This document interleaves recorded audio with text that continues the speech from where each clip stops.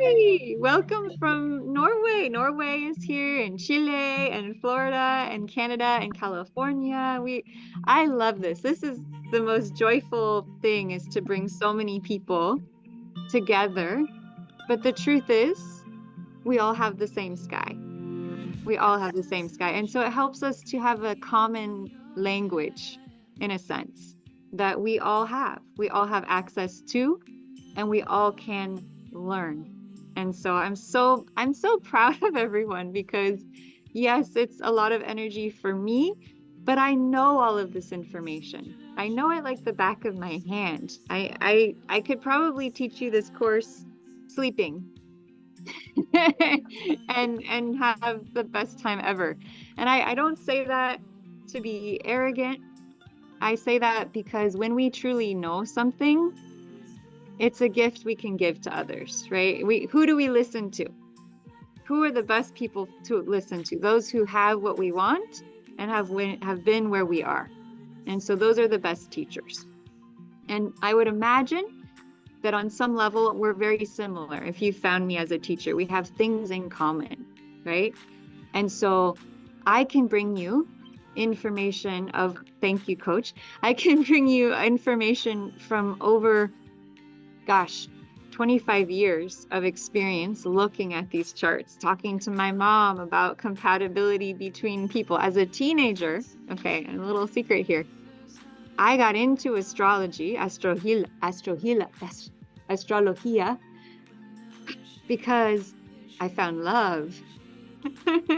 And I said, oh, I could do their astrologia chart too. And so that I was off to the races. I suddenly had a reason to learn something, right? And as many young women and women will attest, and some men as well, for some of us, relationships are really what we're inspired by. So that could be our love relationship, that could be our friendships, that could be with our children, that could be with our family. And so tonight's class is really about giving you some basics on how do we use a chart to predict love? How do we use a chart to actually predict someone that we're attracted to? What are they going to be like? Kind of cool, right? Like we can see that in a chart. Like, are you for real? Yes, you can actually even begin to predict where you might meet them, like a location, right? And so it's very exciting. No, it wasn't a question. I was just saying me. I have something on the seventh house. Oh, me, yes, yes. Well, my guess is if you're on this call, you probably have something in your seventh house, because people with planets in their seventh house, they like other people. In fact, we do better with other people. We feel more fulfillment. When we have planets in the seventh house, we need relationships. We do. And Odie's probably laughing because I don't think you have that many planets in the seventh. And she's like, yeah, I'm good. I'm good. Zero. Zero. Yeah, so if you don't have any planets, that doesn't mean you're not going to have anything about that house in your life. It just means it's not the huge emphasis of this life. It's not like, the big deal for you. It's not the big focus. However, you can look at the rulership of that house. Okay, you can look at the rulership of that seventh house and see where the planet is. And by seeing where that planet is, then you can start to build a story. Right? Then you can kind of create the narrative of, oh, this is what that means. So we'll look at your chart, Anna.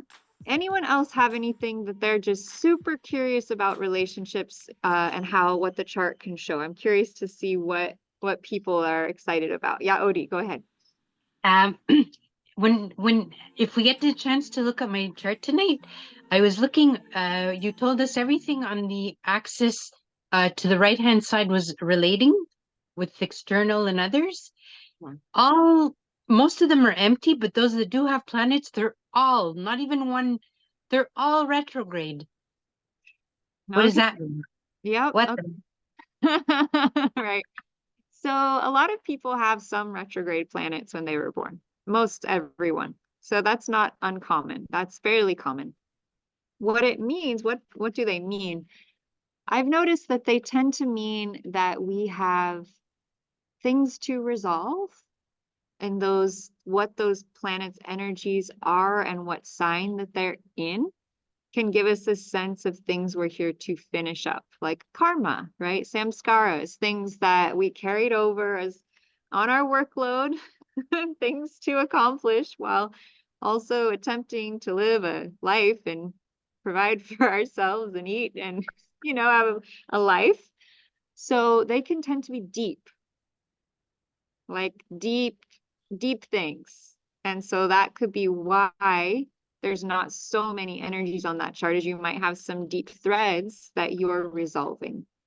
And so we can kind of look at that. Now, deep threads are not always so fun, right? Because they're buried so deep, we tend to not notice them. 2, it's very easy to suppress them. And 3, they tend to feel a bit stuck, like a root in the ground, that you have to do a lot of digging to get it out. However, when you do, it's like you've liberated yourself, like on a huge level, right? It's like being unbounded, unleashed, so to speak. Right? So that's one thing that they can mean, because retrograde relates to the past. Okay, so we can kind of delve into a couple. That will be kind of an interesting thing to delve into, which is when a planet is retrograde. Let's say it's like, what is the character of each planet when it's retrograde, right? And how does that affect how we feel? Okay. Anyone else have any questions before we get started here on love and relationships, sort of what you're sort of curious about jumping into tonight? Go ahead, Gun. Yep. Can you see also if there is a twin flame or a soulmate? That's a good question.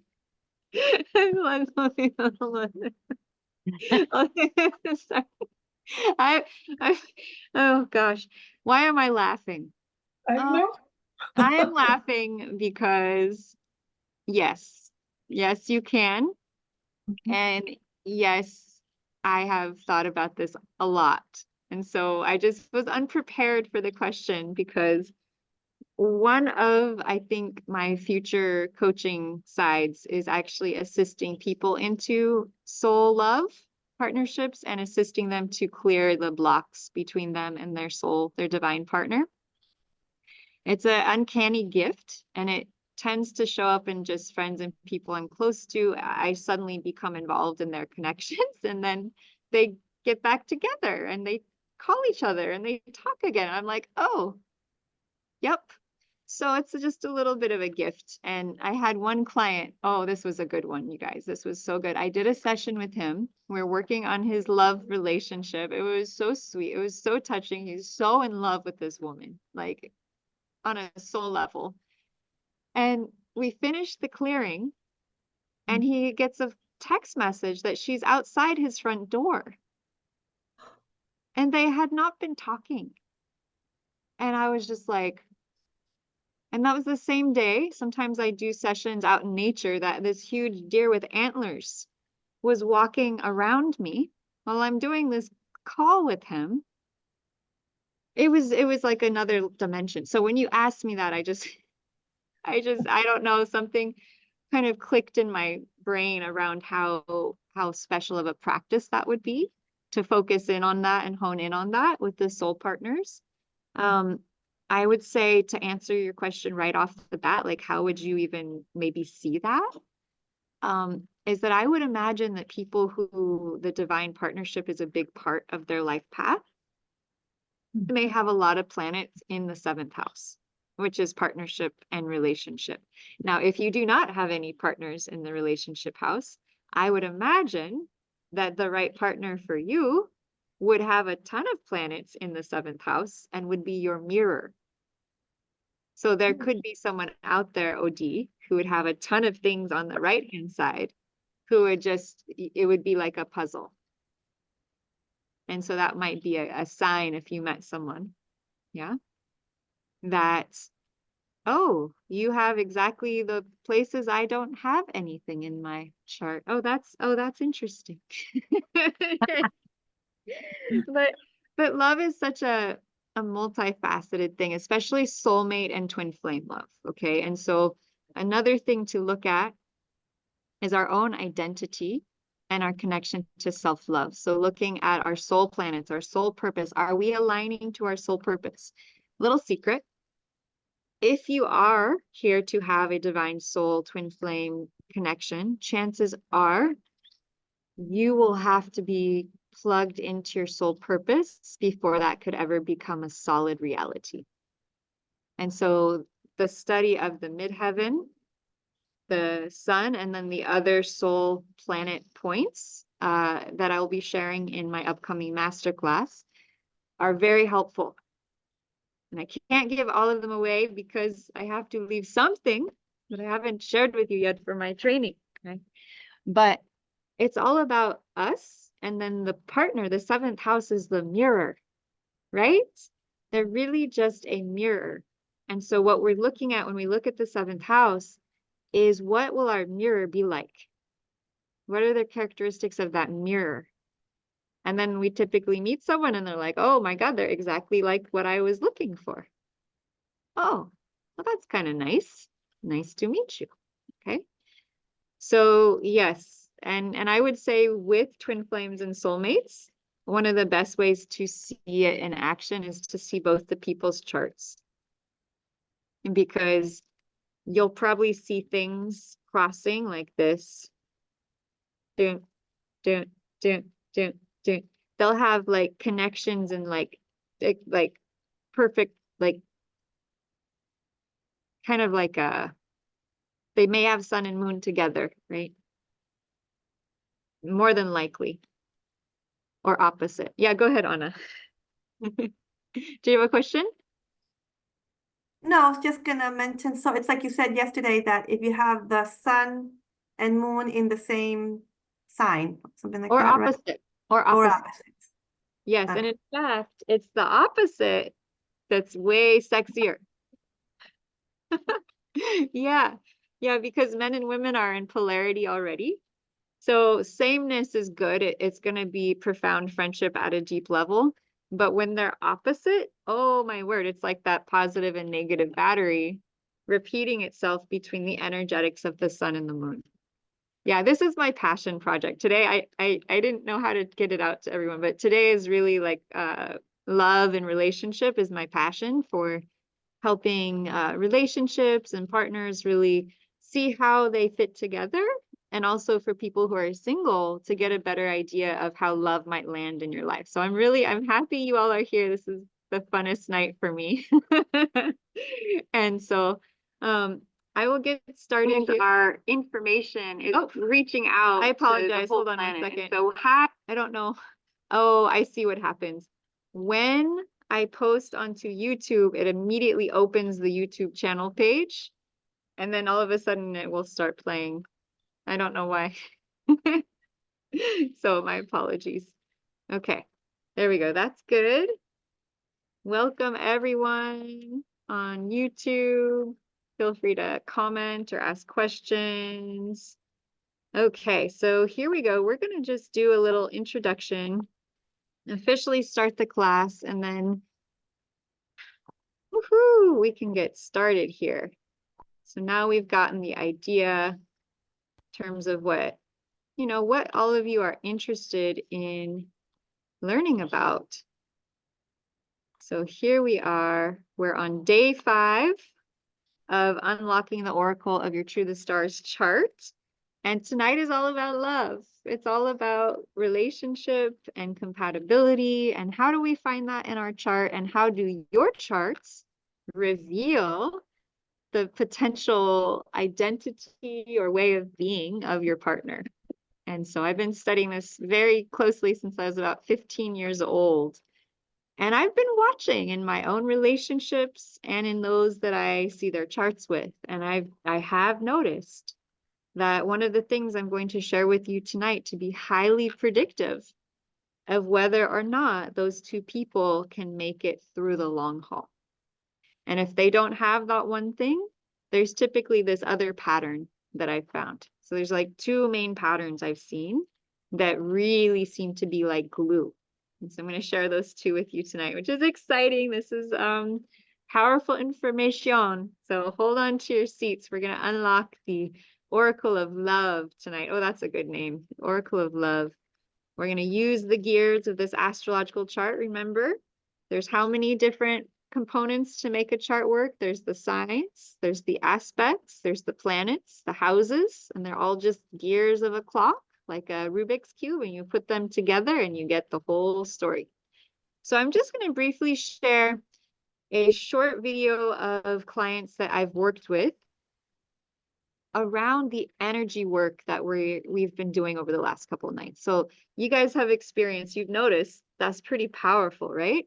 So I just wanted to share some other people's stories from working with me as a inspiration for getting us even more excited about tonight. And then we'll just launch on into it. So just relax, enjoy this little brief intro. I just finished an sidereal astrology reading with Lotus and also a clearing session. We cleared stuff that came up from my astrology chart, and before the clearing I was feeling pain in my back, and in the end I was just so peaceful place, so calm and so centered that yeah, it's even hard to find words. Thank you, Lotus. I'm really, really, really grateful that you are the way you are. Thank you.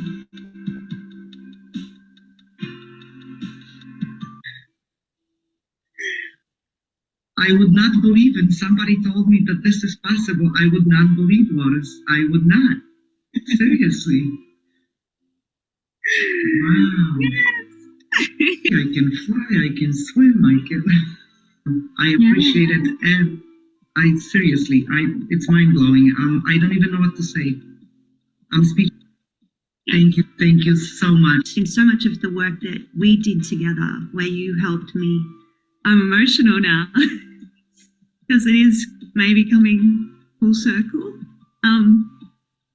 It's truly amazing, and I'm so grateful because you don't just go on the surface, you go deep, and that can be really challenging and incredibly healing. Honoring that truth and taking the time that I need to heal and to fill my own cup and then be there for other people. And yeah, there's so much.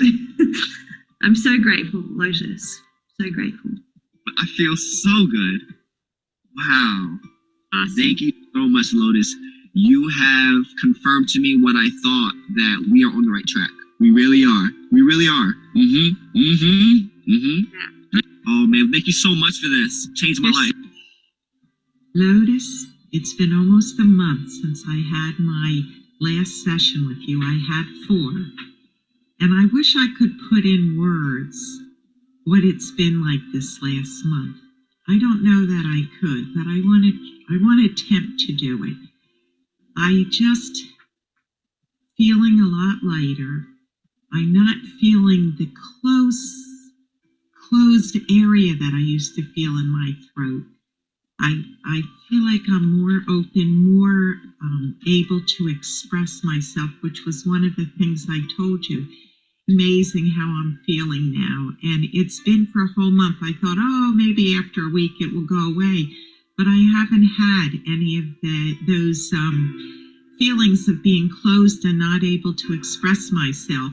And here I am telling you, I can't even tell you what it is, but I am. When I'm in with people, I feel like I can just say things a little bit better, and I don't feel so closed up. So whatever it is, I really thank you for giving me the sessions and letting me work with you. And I just wanted to let you know that I still feel that feeling that I guess I told you about right after that session. So thank you very much. Thank you. We love you too. And blessings to you. Yeah, too. Thank you. Thank you. Bye. Bye. Have a nice day. I just. So, what I thought we could do is go around and we could rate our number on the love scale. Because we might do kind of like a big love clearing for fun. And so what we're going to look at, so what are we gauging here?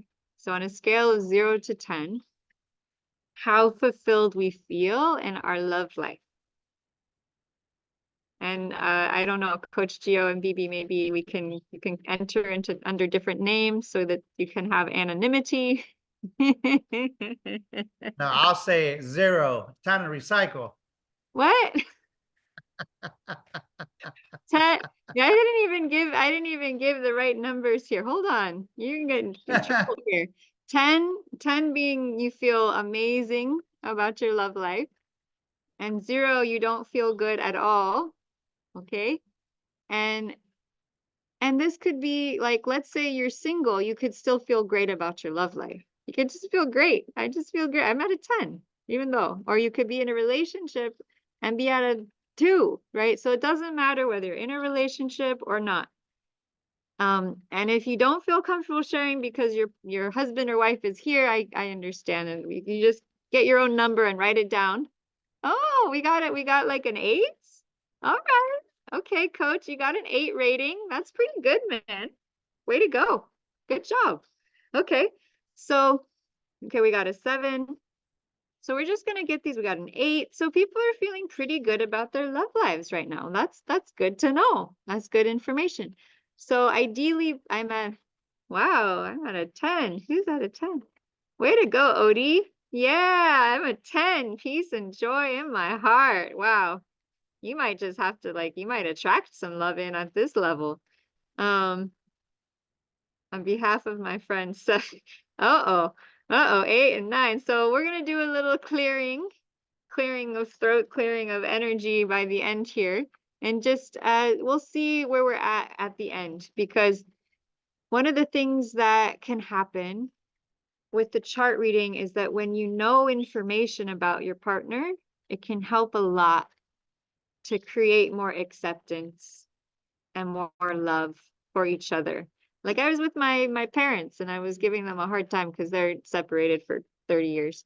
And I said, so did you know that you have your moon in Virgo and your sun is in Sag and they're like square each other? And my mom was like, oh, that's like, we're like allergic to each other.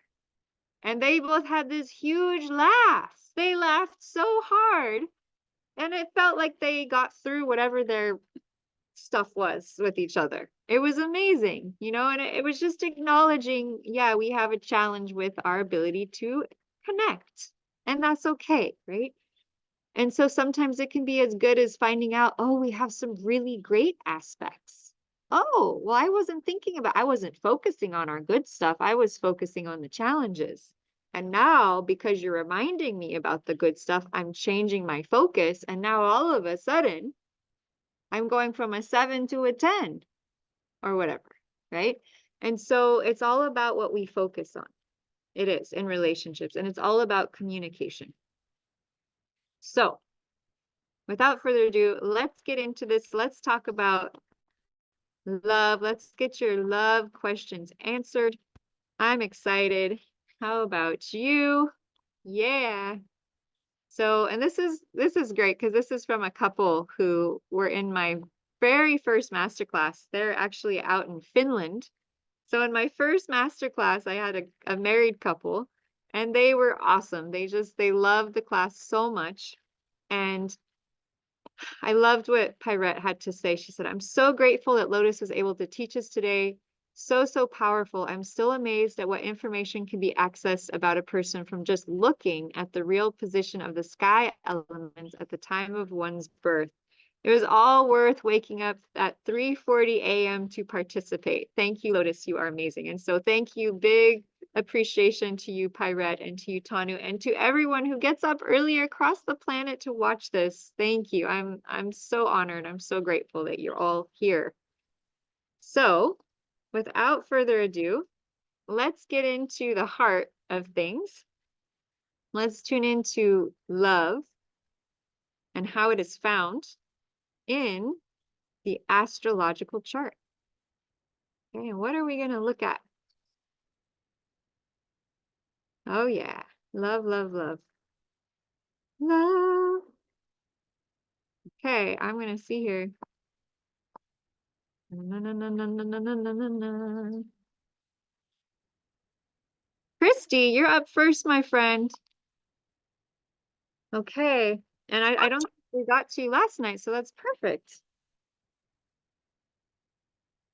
So did you have any questions about love?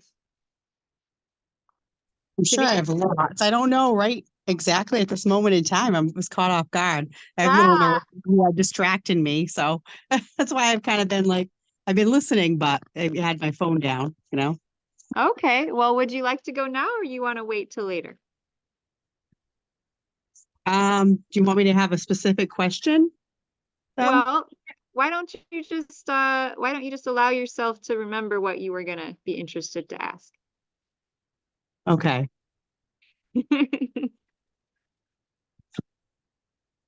You got this. It'll come.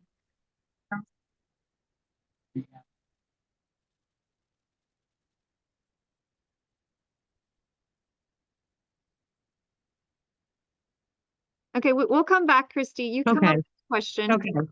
And be ready, and we'll come back to you. So, Goon. Right. Thank you. Okay, Goon, what is your question about love and romance? If you had one, what would it be? My question was if we were twin flame or soulmates, or if we can see that, but I don't have my husband's chart. Oh, you have a husband. I have a husband, yeah. Oh, congratulations. How long have you been married? Long time. Long time. I have to think about this, so it gotta be long time. Since 2020. No, 2002. Oh my gosh, that's a very long time. Yes, it's a very long time. Okay. So one thing that, jumps out at me right away for you is that you have so many planets on the right-hand side of your chart, which means, what does that mean? Yeah. So the left-hand side is individual. It's our sort of individual drive. It's our individual focus. Whereas the right-hand side is our relationships. Yeah. So when you have that many planets on one side, you tend to be very relationship focused. Okay. Right. So that would mean that like marriage and partnership are something that you're very interested in and that you excel at and that you're here to learn about is that connection with you and other people. And so you may need like a lot of contact with others as opposed to being someone who is, goes off and retreats a lot, right? You love contact with other people. You love to connect to people, to talk, to communicate, to share information. Well, I can ask you this. When is your husband's birthday? 19th of August. Okay. Yeah. Okay. So that would mean that his son, oh, okay. His son, let's see. So that would be 1, 2, 3, 4, 5, 6, 7, 8. His son is right between your first and second house, which is identity and worth and value. And so he probably brings a lot of value into your life. And in the form of abundance, in the form of value. Definitely. Yeah.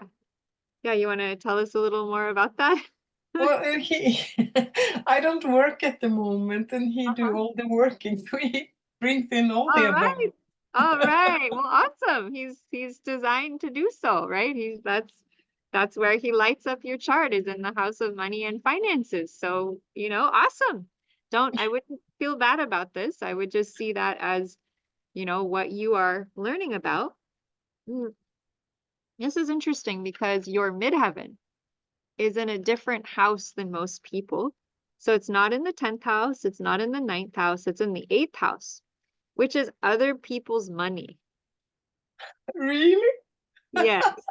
Yes. And this is a weird one because people can get real bent out of shape about this whole topic. But if you have a lot of 8th house planets, you've probably been a builder in other lifetimes, and you were the one who provided and did all that to create that material wealth. But it looks like more your focus is in the 8th house, which is partnering with someone else who already has that wealth and abundance and receiving sort of like support from them on a monetary level. And so because that's your midheaven, it's like your midheaven revolves around working with other people. It's Aquarius, so that's friendship. So that's like the world. It's like working with a lot of people potentially.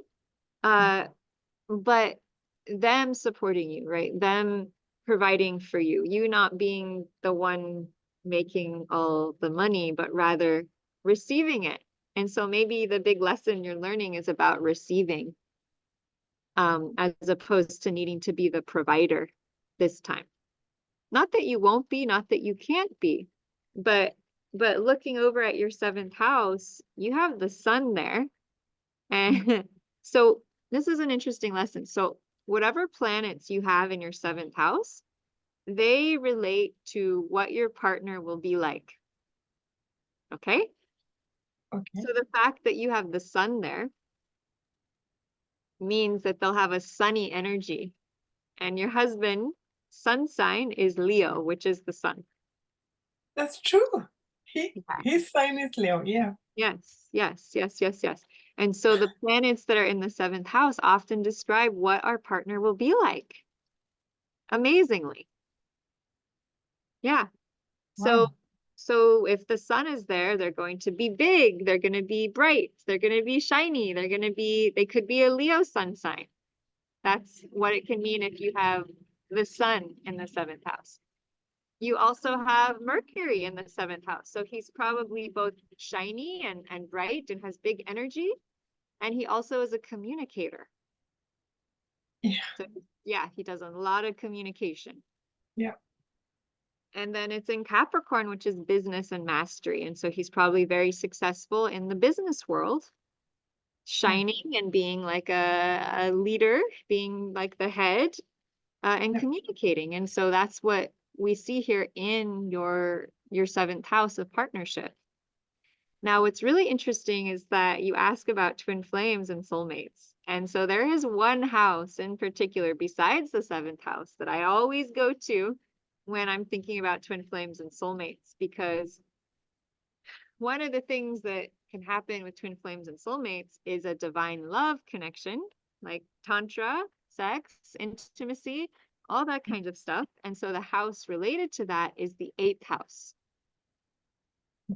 And that's where your midheaven, which is your like star of your Christmas tree, is. And so you would have a very profound interest in intimacy, in soulmates, in twin flames, and in deep love connection. Like that would be something that might be a career for you, is actually learning how to work with those energies, with the collective, because it's an Aquarius, so working online, perhaps teaching people about intimacy or sexuality or tantra, or teaching partners how to be more intimate with one another, right? And you have a very long background of being married, which is always good when you're attempting to go out there and teach partners, right? You would have that kind of, I guess, believability because you've maintained a relationship for so long. So it's a very good authority that you have, or skill. I never thought of that. Yes, right. The things that we have that we've never realized are actually very powerful, right? The fact that you've been married for so many years, and it sounds like happily, then that would explain why you would have ability to coach others on this. And so that could explain your interest in wanting to know if you're in that kind of love relationship, because you may be feeling called to maybe work with others around this. And one way that the 8th house can do it is through astrology, because the 8th house is the house of astrology, and Aquarius is a sign related to astrology. So you actually have a very good midheaven for being an astrologer. Incidentally, I'm not trying to say you're all very good at being astrologers. I'm just trying to tell you what ways would make you good at them so that you would know. You also have your sun moon midpoint in Aquarius, which is the center. It's between the moon, your emotional self, and the sun. And I often think of this as being like your quintessential self, like your very core. You might not be visible. You might not always show it to people, but it's like at the core of you would be this Aquarius energy. And so you'd be very into New Age technology, into New Age vision, New Age concepts.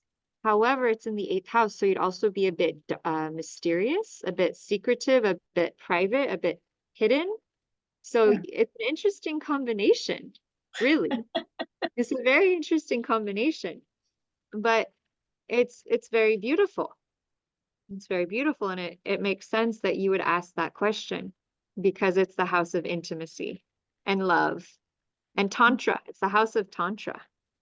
So you might really enjoy learning about Kundalini yoga or raising the Kundalini energy and how couples can do that. My mom was a Kundalini yogi for 10 years in Los Angeles, and she would do these practices with partners. They would have these big events where they would stand facing each other in like these rows of people with their white turbans, dressed all in white. And they would come and stand on one foot, and they would put their hands out and touch opposite palm to palm and opposite foot to foot.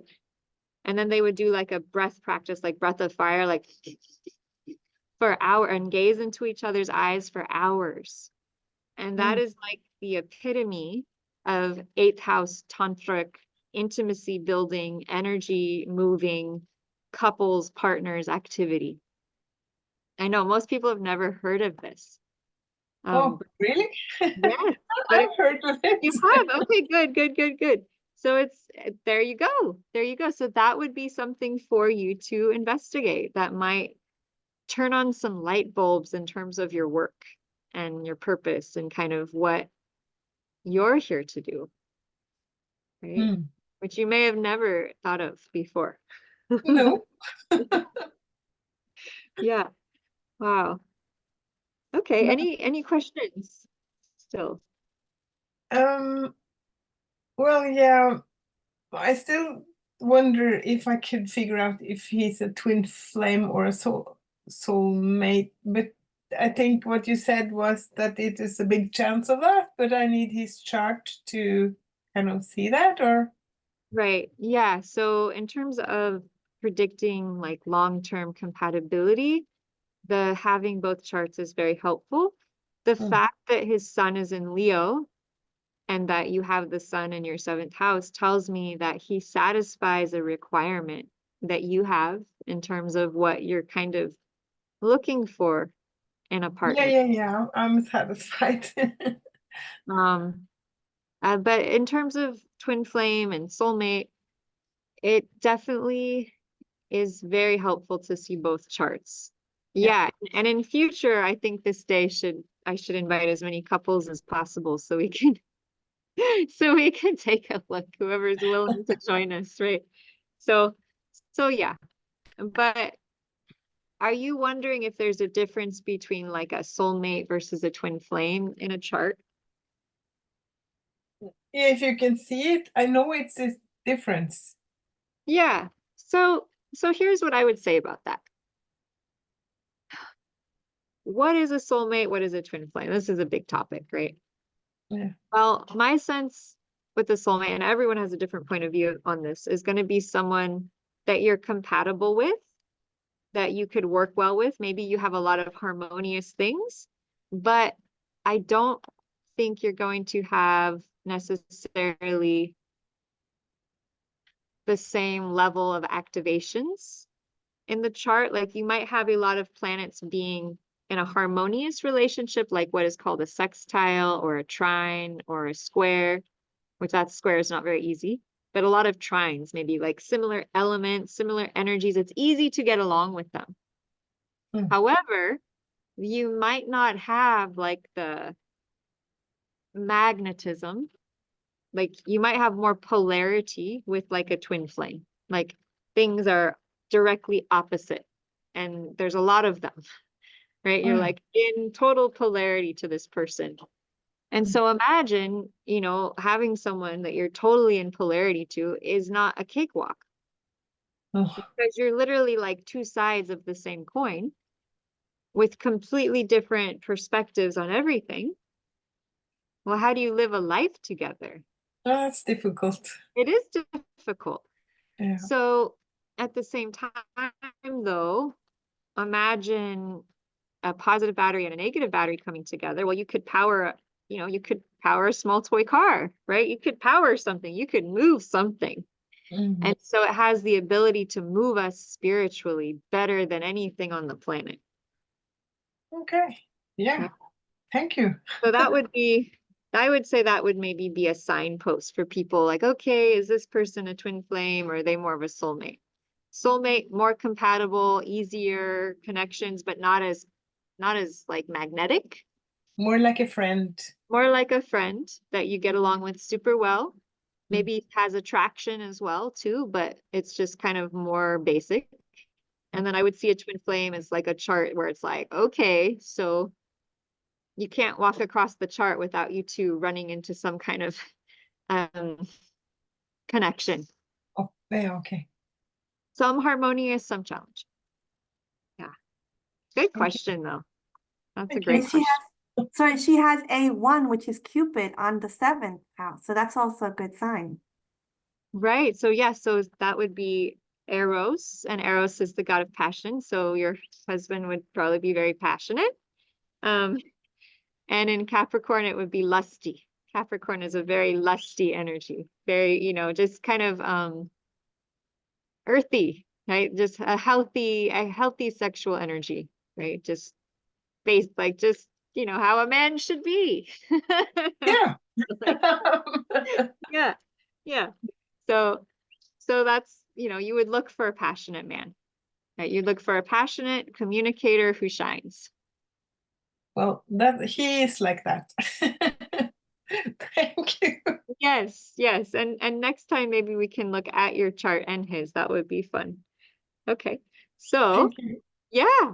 Yeah, my pleasure. Okay, so Coach Gio, do you have any questions for us about relationship or where are you at with that? Well, you know, after you mentioned that section 7, I'd like to visit that section 7 house. Okay, so the 7th house, yeah. So you have 36 degrees of Taurus at your 7th house, and then you have the sun moon midpoint in Gemini there. And so what would we do? You're just like, well, there's not a whole lot of stuff there, but the sun moon midpoint is very powerful because it's the middle of the sun and the moon. And your sun and moon are in opposite signs to each other. So you have a bit of polarity between your emotions and how you shine. So that's an interesting thing to look at right there.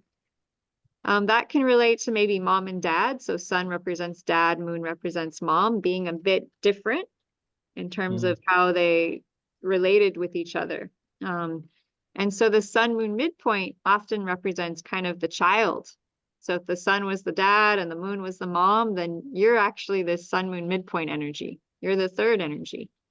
And yours is in Gemini, which is the constant student, the constant learner, the constant reader. It's all about books and writing and information and learning and teaching.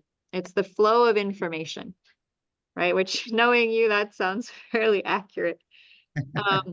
It's ruled by Mercury. So since this is your partnership house and who you are is in that house, it would mean that you would attract someone, your partner would be a mixture of the sun moon energy in your life. They would be both shiny, they would shine like the sun, but they'd also be very nurturing. because it's both the sun and the moon in the 7th house. And, you know, it's the fact that you're married, it sounds very similar to someone on the call here tonight, and it's in the sign of Gemini. And so that means that they would be a communicator. They would be someone who's very much into learning. They would be someone who communicates with lots of different people often. They're full of communication, essentially. And so the ruling planet of your 7th house would be 2. It'd be Venus and Mercury. And so you have Venus as 46 degrees of Virgo right here. And Mercury is 32 degrees of Leo. And so since your partner's on this call, do you mind if I go to her chart and show you how she connects to your 7th house? Is that okay? Yeah, question. So the midpoint is kind of like taking half of the sun and half of the moon and just uniting them together. Is that what the midpoint pretty much? The midpoint is the middle between the two of them. So so what this chart is 360 degrees, like any circle is. And so if you counted each of the degrees, the midpoint is directly calculated in the middle of the sun and the moon. Okay. Okay. So it represents a divine balance point between the energies of sun and between the energies of moon. Yeah. So it's like essence self. It's like who you are really at a very core level. And so who you are really at a core level is a relationship-oriented person because it's in the house of relationship. Right. It also shows us who your partner is going to be like. And so your partner having, you know, you having the sun, moon, midpoint in Gemini is going to be a balance between solar and lunar energies. So it's basically like having both the sun and the moon in your 7th house. So your partner is going to have both in Gemini, which is the communicator. So I'm just going to take that and I'm going to come on down to BB's chart because you're a couple. You guys are actually married for 33 years. So this is an amazing opportunity to kind of show you how couples compatibility works. Okay. So remember how Venus was around 43 degrees Virgo, right? And that was the ruling sign of your 7th house. Okay, so check this out. The midpoint. BB's sun moon midpoint is exactly conjunct the ruler of your marriage house. Okay, so let me show this one more time because it's sort of unreal, right? Is what planet rules Taurus? Because you have 36 degrees of Taurus right there. So what planet rules Taurus? Not sure. Venus rules Taurus. And I'm going to give you a bonus tonight that tells you this information. So Venus, right? In your chart, your Venus is what? 46 degrees of Virgo.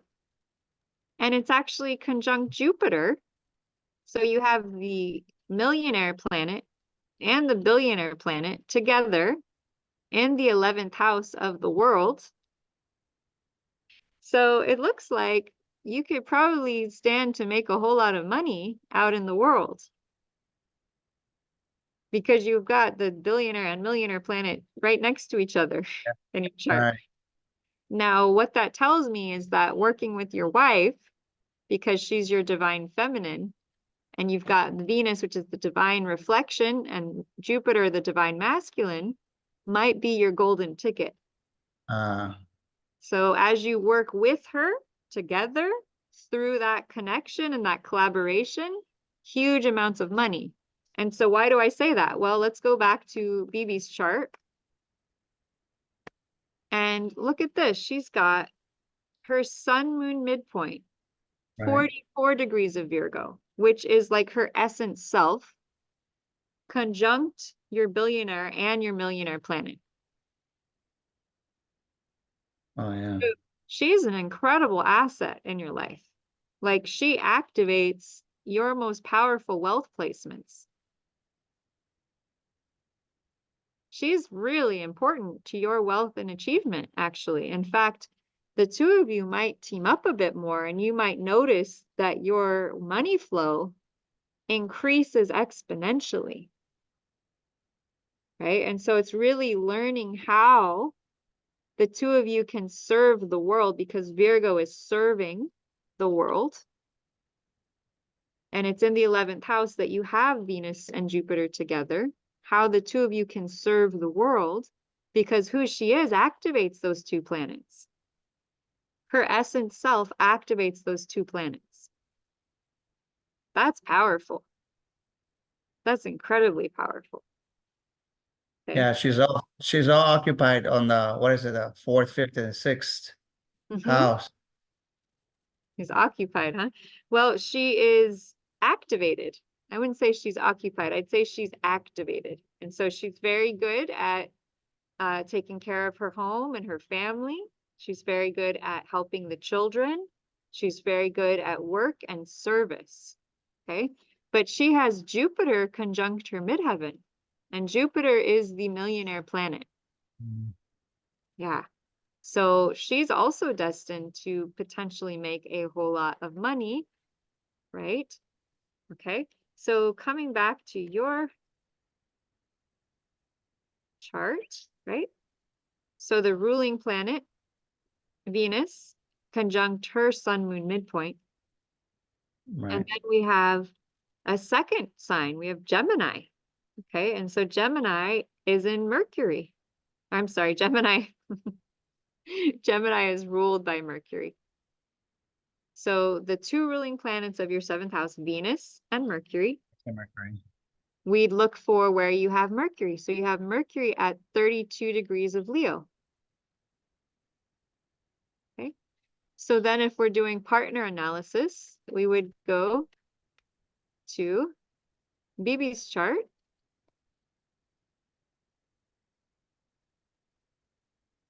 Okay. And we go 32 degrees of Mars. I'm sorry, Leo. Okay. And that's her Juno. That's her marriage asteroid. Ah. So her sun moon midpoint is conjunct your marriage, your 7th house marriage ruler. And then her asteroid of marriage is conjunct the other ruler of your 7th house.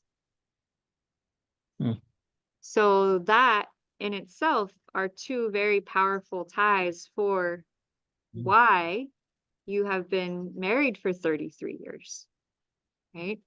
Because when your 7th house teams up with someone else's planets in that way, you have a pretty deep and profound effect upon each other. Okay, so now we're going to look at a different level here. We're going to look at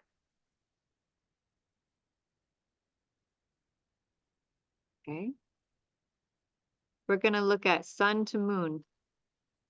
Okay, so your sun, 1 degree of Virgo. So we go up to, I keep going the opposite way. 1 degree of Virgo. So your sun is 1 degree of Virgo. And that is again conjunct her Juno. Okay, so both your moon and yeah, so her asteroid is being affected by you on quite a few levels. So your sun, 1 degree of Virgo, is in her 4th house of the home and her 5th house of love and romance. And so she is like, you know, wife, right? Wife energy. Yeah. Okay. Then we're going to look at, okay, Virgo right there. So your sun is opposite her 10th house here. So you activate her career and her love and romance. Just being you. You show up, it's like, oh, that's how I want to be treated romantically. That's what I want to do for my career. That's how you activate her with the sun energy. Now your moon is 22 degrees of Pisces. So it activates her 11th house of her social network. You bring alive her desire to connect with people. Lots of people. The 11th house is the biggest amount of people.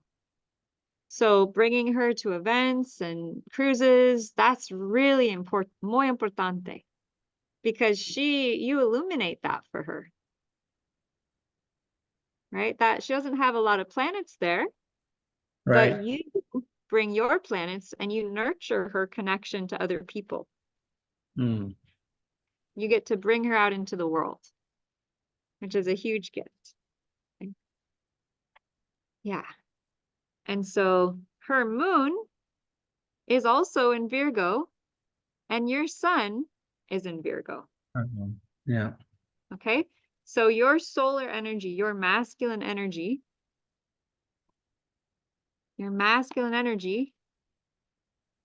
1 degree Virgo, and then look how much Virgo. Yeah. And then her moon is in Virgo. Mm. So she is the yin to your yang, so to speak. Right? She is the yin polarity to your masculine energy. Her receptive, emotional, feminine side is a match to your masculine energy. And that tends to correlate to friendship at a very profound level. So when you have the sun and moon of a husband and wife in the same sign, very powerful, or if they're opposite signs. Interestingly, your moon, 22 degrees of Pisces, is very close to opposite her moon, 19 degrees of Virgo. So you have opposite emotional expression. Wow. Which could be a challenge. Because where her moon is very precise and orderly and detailed, your moon is very intuitive. It's very introspective. It's very sensitive. It's psychic. Now I can see both of you. Good. And so how to balance that is for you to know that BB's emotional way of being, she needs details. She needs exact information. She needs to know X, Y, and Z. That's how she functions on an emotional level. You, however, tend to not want to think about details. You tend to not want to be pegged down to exactness. You want to just flow with the moment and the feeling. And so for both of you to learn, well, you also have a ton of Virgo, so you're both. You're both. But on an emotional level, BB learning to give you space to just flow sometimes and just kind of not be pegged down or like sequential, if that makes sense. And you knowing she really does well with the exactness.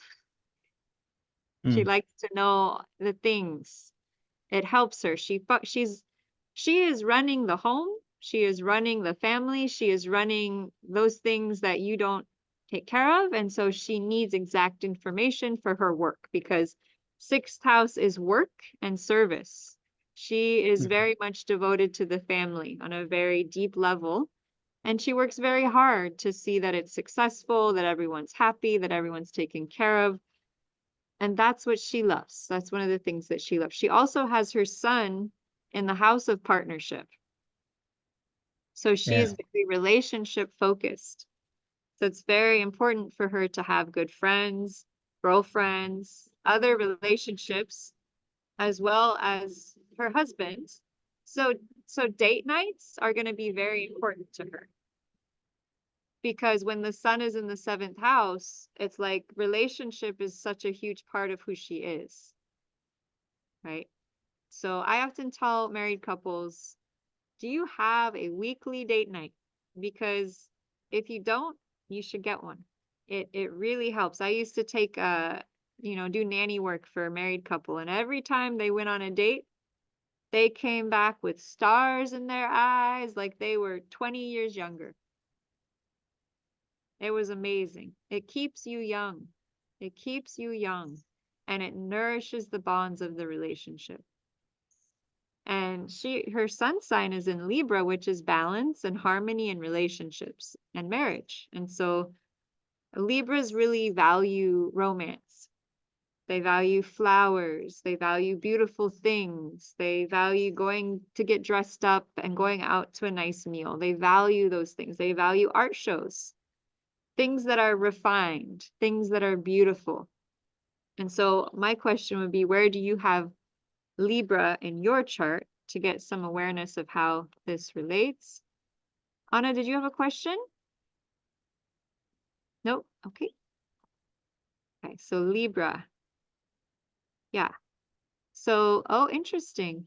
So your Neptune is conjunct her sun, and her sun falls in your 11th house of society. So you both have reciprocal, your sun in her 11th house of society and her sun in your house of the world. And so you both help each other go out into the world and meet more people and have a bigger social network. So going to big events is good for both of you. Yeah, like it's exciting. It's exciting for you both. Okay, Coach, any questions or comments? Anything you'd like to dive into? No, that's good. Good information. Thank you. Okay. Bibi, did you have any questions? No. No questions. No questions. Sorry. No questions. You already answered the question I was going to ask you, so I'm fine. Okay. Any questions about Coach's chart? About how he is in relationship? And just put him in the hot seat. Sí. Oh. Sorry, can you hear me now? Yeah. Okay. No, I said that you already answered the question that I was going to ask you, so I'm fine. Thank you. Okay. So we're going to go to your chart, Bibi, and we're going to look at something here we haven't looked at yet, which is that your 7th house is in Libra. You have the sun there, so that means that your partner is going to be someone who's very bright and shiny. Very bright and shiny, big energy. Big energy. And so if we go to Coach's chart, this is so muy interesante, is that Coach has his sun, so his sun is in Virgo, right? But his sun is literally 1 degree away from Leo, which is the sun. And it is also at the very top of his chart, which is the high noon of the chart. So it really shows someone who shines really big, right? Yeah. So that would be such a match for your sun in the 7th house. It's just so interesting. Okay, and then we come back to your chart. Okay. And so Libra is ruled by Venus. And so you also have Venus in Libra. Ah, muy interesante. So we're going to go back to Coach's chart and check this out. His Venus is at 46 degrees of Virgo, which is like 1 or 2 degrees away from your Venus. Wow. So his Venus, which rules his 7th house, is conjunct your Venus, which rules your 7th house. Yeah. So both of your marriage houses are conjunct. The marriage house rulers are conjunct. They're the same. Wow. See, and that's something that you often find in married couples, is that the ruling planet of the 7th house is doing something to the ruling planet of the partners. And in this case, both of those ruling planets are together, and Venus is the planet of love. So there is a lot of love there. A lot of love. Now, the beginning of Libra, muy interesante. Sí. Ay. So your Venus is opposite his Ceres. And Ceres is the nurturing asteroid. So there's a strong love and nurturing between the two of you. See. Now, you also have a second sign in your 7th house, and that is Scorpio. And so Scorpio is ruled by Mars and Pluto. And you have Pluto at 28 degrees of Leo and Mars at 4 degrees of Leo. So we're going to look at the second ruler of the 7th house. Okay.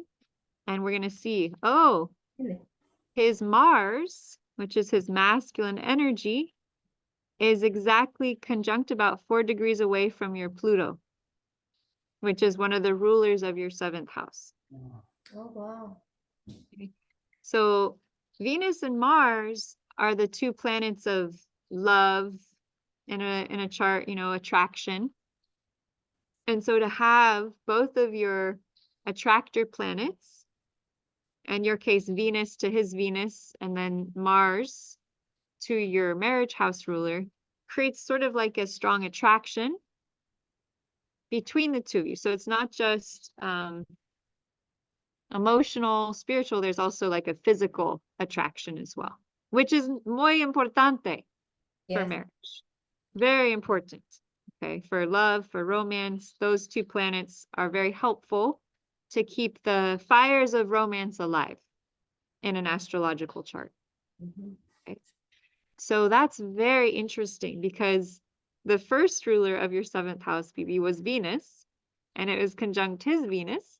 And then the second ruler of your 7th house is Mars, or I'm sorry, Pluto, conjunct his Mars.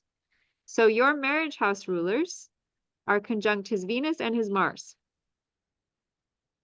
So he's, you know, he's there. 33 years, right? He's there. He's there. Yes, it is. Yeah. And you know, this is what I find in couples charts, that there has to be some type of typically Venus-Mars conjunction, and there has to be some type of sun and moon conjunction. That's typically the case. Yeah. Any other questions? No, thank you. No, thank you. No mas. Too much energy in the hot seat. I hear you. You open our eyes. Okay, good. That's good. That's good. Okay, Anna, did you have any questions?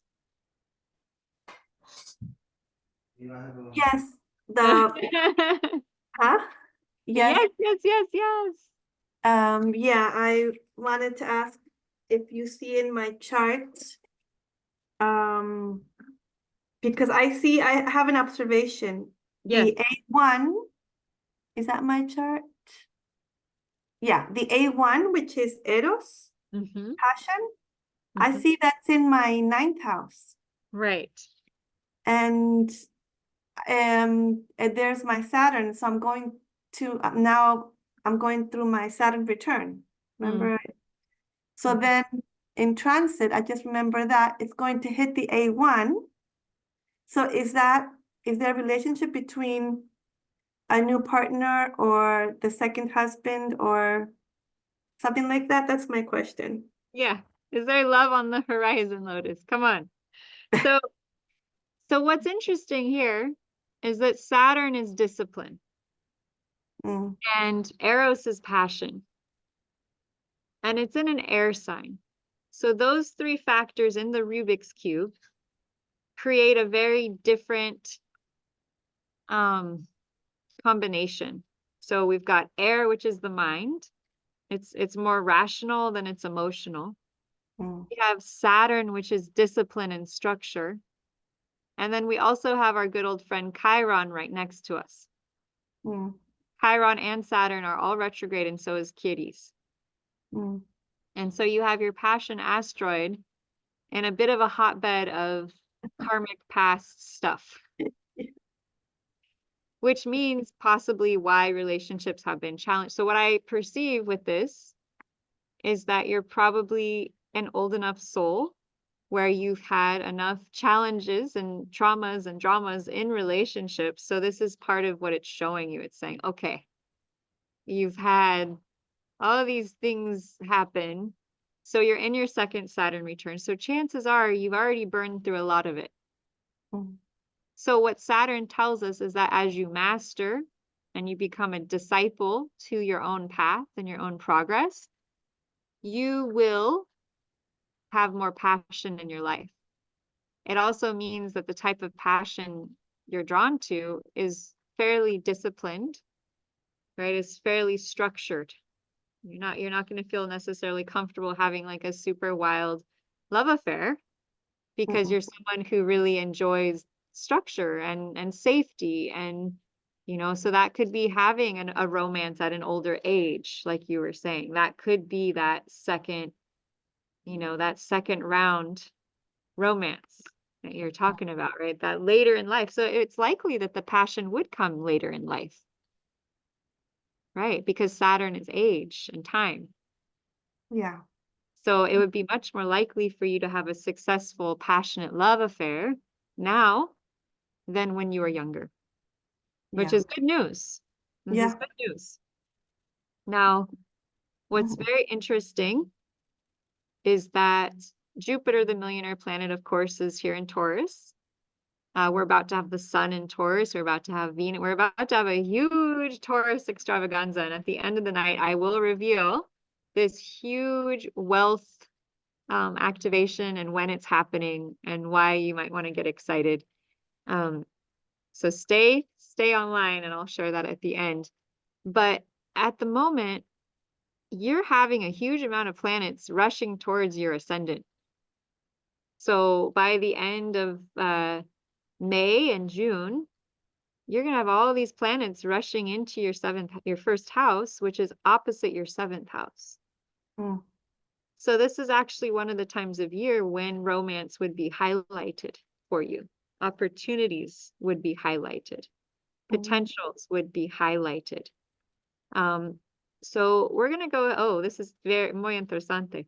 So the ruler of your seventh house is Ophiuchus. And you have the ruler of Ophiuchus is Chiron. Oh, it's Chiron. Oh, yeah. Oh. And you have Chiron conjunct Eros and Saturn. Yeah. So a partner who activates your Chiron could be the one. So that. A healer. What's that? A healer. A healer. Yes, a healer. Someone very profound. Maybe someone who has a emotional wound of some kind, who's very deep, right? Because they've had to go on this journey to heal themselves. But yeah, you laugh, you say a healer, and yes. Yes. And maybe a teacher as well, because it's in the ninth house, and maybe foreign because it's the ninth house as well. So ninth house is foreign, far travels. And Sagittarius is the seventh house. Ninth house. And you also have Sagittarius in the seventh house. That's right. Which relates to the ninth house. So could be foreign, could be traveling, could be a teacher, like a university teacher or a healer. You might meet them while you're traveling. So that's something I didn't talk about. I should probably talk about where you might have met this person, right? Yeah. So for you, it might very well be traveling. Oh. And it could very well be during this Saturn return, because as Saturn goes over your Saturn, it's conjuncting your passion point and it's beginning to conjunct your Chiron, and Saturn can mean marriage. So it can be either restriction and a lot of discipline and work, or it can mean marriage. And isn't that funny that marriage can be either one of those things? Yes, yeah, absolutely. And the funny thing is that this is very recent because I have not been interested for 2 years already in my last relationship to get into another one. I've been so into my studies and no interest at all. But very good with myself, very happy. And just now, let's say also less than a month ago, it's a feeling. It's not, it wasn't an idea. I don't know how to explain it. It's just I feel like, oh, you get like a little bit more romantic. Mhm. But it was never that I put that into my mind. It's almost like it came from, I don't know where. That's what. Right. Right. I've noticed with these charts, we tend to feel things before they happen, Yeah. right? We tend to feel that love and romance might be approaching before it even comes. It's like an expansion of our energy field. It's like a knowingness. And so And interesting. no one in my mind, no one in my mind at all. Oh, and tonight, oh, this is so interesting, Anna. Tonight, the moon is exactly conjunct your ascendant. Yeah, it's like 36, it's like 30, 33, 34 degrees of Taurus. Oh, and what should I do there? Well, well, this is perfect. We're talking about it, right? We're setting an intention. And for coach, this is opposite you. This is at your 7th house. It's a conjunct your house of relationship. And all you're having to talk about tonight is your relationship. And you're like, oh my God, I never knew.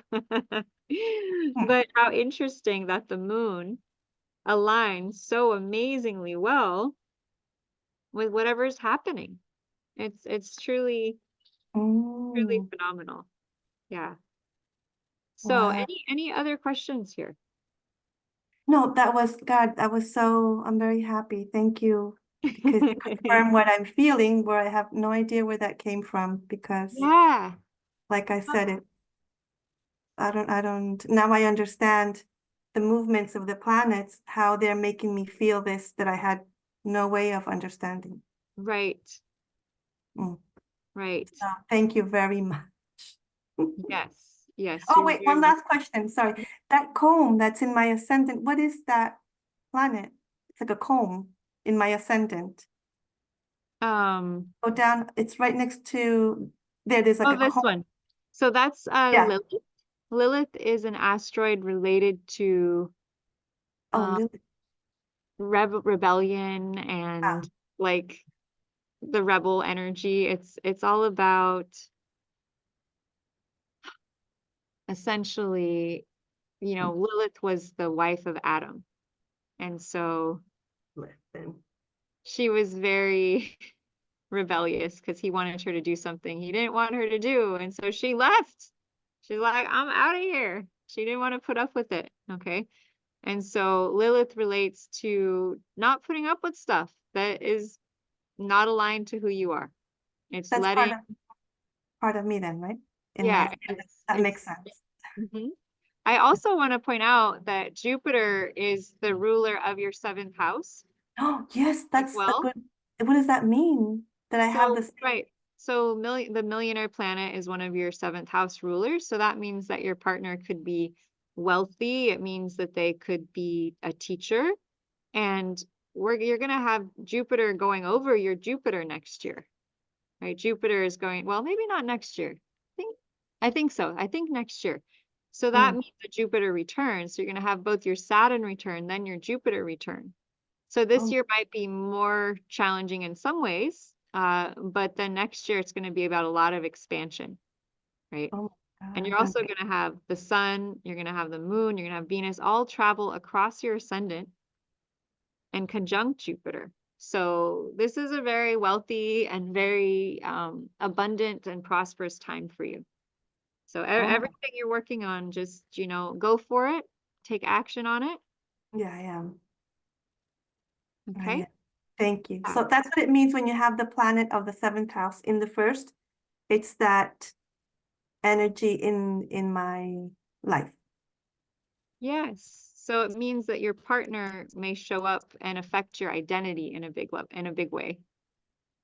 Oh, wow. Okay. That's big. Okay. Thank you very much. Yeah. Yeah. It's super interesting. Super interesting. If anyone I do have a question before you move on to somebody else. Sure. Yeah. Go ahead. On my chart, so I have the 2nd and the 8th pretty much blank. Yeah. And so what does that mean exactly? Yeah. What does that mean? So I've said this a couple times. So it doesn't mean anything. It just means that there's no planetary influence in it. It just means that it's not the hugest focus for you, right? It's not like a huge work zone for you. So it could mean it's either going to be really something you put a lot of energy into, or it's going to be something that you don't. But here's the way to find out. Is this going to be important for me or not? Right? Right. So we're going to go to your second house, and you're going to notice here that there's Sagittarius here. And there is Capricorn. You're welcome, everyone. Glad you're all here. Sagittarius is all about truth and freedom. Capricorn is all about structure and discipline. Jupiter rules Sagittarius, and Saturn rules Capricorn. So to find out about your second house, so to find out about any house that doesn't have a planet, you're going to look for where those planets are in your chart. Okay. So Saturn is in Taurus in your 5th house. And so it's in the sign of the billionaire. So Taurus is the billionaire. Saturn is discipline and structure. So having Saturn in Taurus tells me that you're learning how to be very disciplined and have a lot of structure with your finances, with your wealth, with how you build income. You're becoming very disciplined. You're building your mastery around material wealth. And so Saturn means you have to put a lot of work and time into it. You've got to put a lot of discipline. You've got to build a firm foundation. It's not going to just come in, flow in easily, effortlessly, because you have this Saturn Taurus vibration, which is hard work and effort and building the structure and the foundation. Additionally, the other planet that rules your second house is Jupiter. And so Jupiter in Virgo is all about being very health conscious, being very healing conscious, health and healing conscious, and service oriented. So you make your money through serving, being of service, helping others. That's what we see when we look at the ruling planet of this second house being Jupiter. We find your Jupiter in the 11th house of serving the world in Virgo. Service, work, right? Uplifting and serving those around you. So that's why being a volunteer boosts your income, right? The more you do, boosts your income. The more discipline you have, boosts your income. I should also note that the second ruling planet of your second house, Saturn, is conjunct your Juno. So that could mean having work with your wife, assisting you to make more money. Right? So teaming up with some type of a business between you and your wife might bring in a lot more money. I also have to say that 11th house and the 8th house are the 2 astrology houses. So if you have a lot of planets in the 8th house, or you have a lot of planets in the 11th house, or the 3rd house, you're probably going to be very good at astrology because 1, you care about the world when you have 11th house planets. 2, 8th house planets are, you like to go deep and you love to study the occult. Now, if you don't have 8th house planets, you could have a lot of stuff in Scorpio or Pisces or another water sign that loves to explore and learn about the sacred mysteries. Okay. So how does that land for you, Coach? Yeah, that makes sense. A lot. It resonates a lot. I'm surprised it's nothing on the 8th just because of our club. But everything else is just, yeah, I've noticed that I have to work harder than most people to obtain what I have. And I've always wondered why I'm like, why in the hell do I have to work so hard, you know? Well, it's in there. It's probably karma. It's probably a karmic lesson you're learning around physical work, like material life work. Like, what does it take to build a garden? Like having a garden might be a really good practice for you. Tilling the soil, planting the seeds, watering the crop. And like, it could even be a miniature garden that you plant in your patio. And you just get into the rhythm of consistency. And so consistency might be really tough for you. Like just stability, security, boom, like earth could be a bit of challenge in some way of just grounding yourself, right? That's what Saturn tells us, is that it's like kind of not so super easy to be grounded and just stable and secure all the time. Saturn means there was maybe some karma here. Maybe life as a child wasn't always safe and secure, right? Maybe it wasn't always 100% as stable at home as you wanted it to be as a child. So there's an inner child in you that's learning how to build safety and security for yourself so that you can manifest that safety and security with your money. So another way to work it would be to work on healing the inner child around safety and security and around what money was like for you as a child. Because 5th house is the child self. So there could have been something around money that made you think you had to work hard. Interesting. All right, got it. Thank you. Yeah. And so as you feed that energy into this, you will become more stable, you will become more solid, and your money flow will increase. And Saturn is like a fine wine. It's like a cheese. It gets better with age. So what may have been an issue when you were younger will turn out to be, and it's the billionaire sign, you potentially creating quite a lot of income through the hard work that you put in now. So it I will can see pay it. off. That will pay off. Okay. So the more you just acknowledge that part of yourself, know that you need that safety and security to feel stable, work on it. That will pay off over time. Yeah. Awesome. Awesome. Thank you. Yeah. So you kind of see why, even if you have an empty house, there's a whole story. Yeah. Right? You thought, oh, there's nothing there. It means that there's nothing happening. But Yeah. there's a whole world.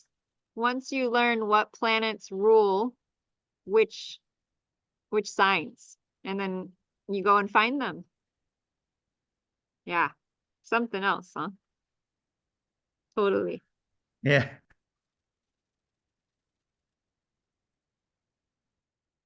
Oh, my sister's on now. Yeah, she sent me a message saying, so she's saying she's a bit occupied tonight. So I'm only going to answer questions for people who can be here and with us. It's just too difficult to answer extraneous questions, but maybe at some point in the future I can answer more questions. Yeah. Okay. So, all right. And so Christy, you asked to go next. Okay. Is this interesting, everyone? Are you learning new things? Yeah? Okay. Cool. Okay, Christy, what was your question? Okay. Hi. So, oh, hold on 1 second. So of course I knew my question like a minute after you asked me earlier, Right. but Of course. I didn't know it at the time. But anyway, so my question is actually, I want to know what, if you can see in my chart, like what sign my ideal partner would be. Like I already know exactly what kind of guy that I'm looking for, but I don't Okay. know what sign he is. And so, yeah, I'm just looking to see what sign he is, the guy that I'm going to meet later this year, who is either my soulmate or twin flame. Okay. Okay. So, well, this is a really powerful time for meeting someone because the sun is in your 7th house, which is the house of marriage and relationship. We also have Jupiter and Uranus in your 7th house for the entire year. And so you know, you have kind of an interesting combination here with your 7th house, because you have Aries on the cusp of your 7th house. Aries is a leader. It's a very strong action energy. So it would typically be the type of man who's just very active, very assertive, very physical, red energy, right? Strong red energy. However, you also have a lot of Taurus. And so that would also be very stable, very grounded, very reliable. And you have Mercury, which is communication. You have Chiron, which is the wounded healer, and you have the destiny point. So it is your destiny to learn how to have a relationship.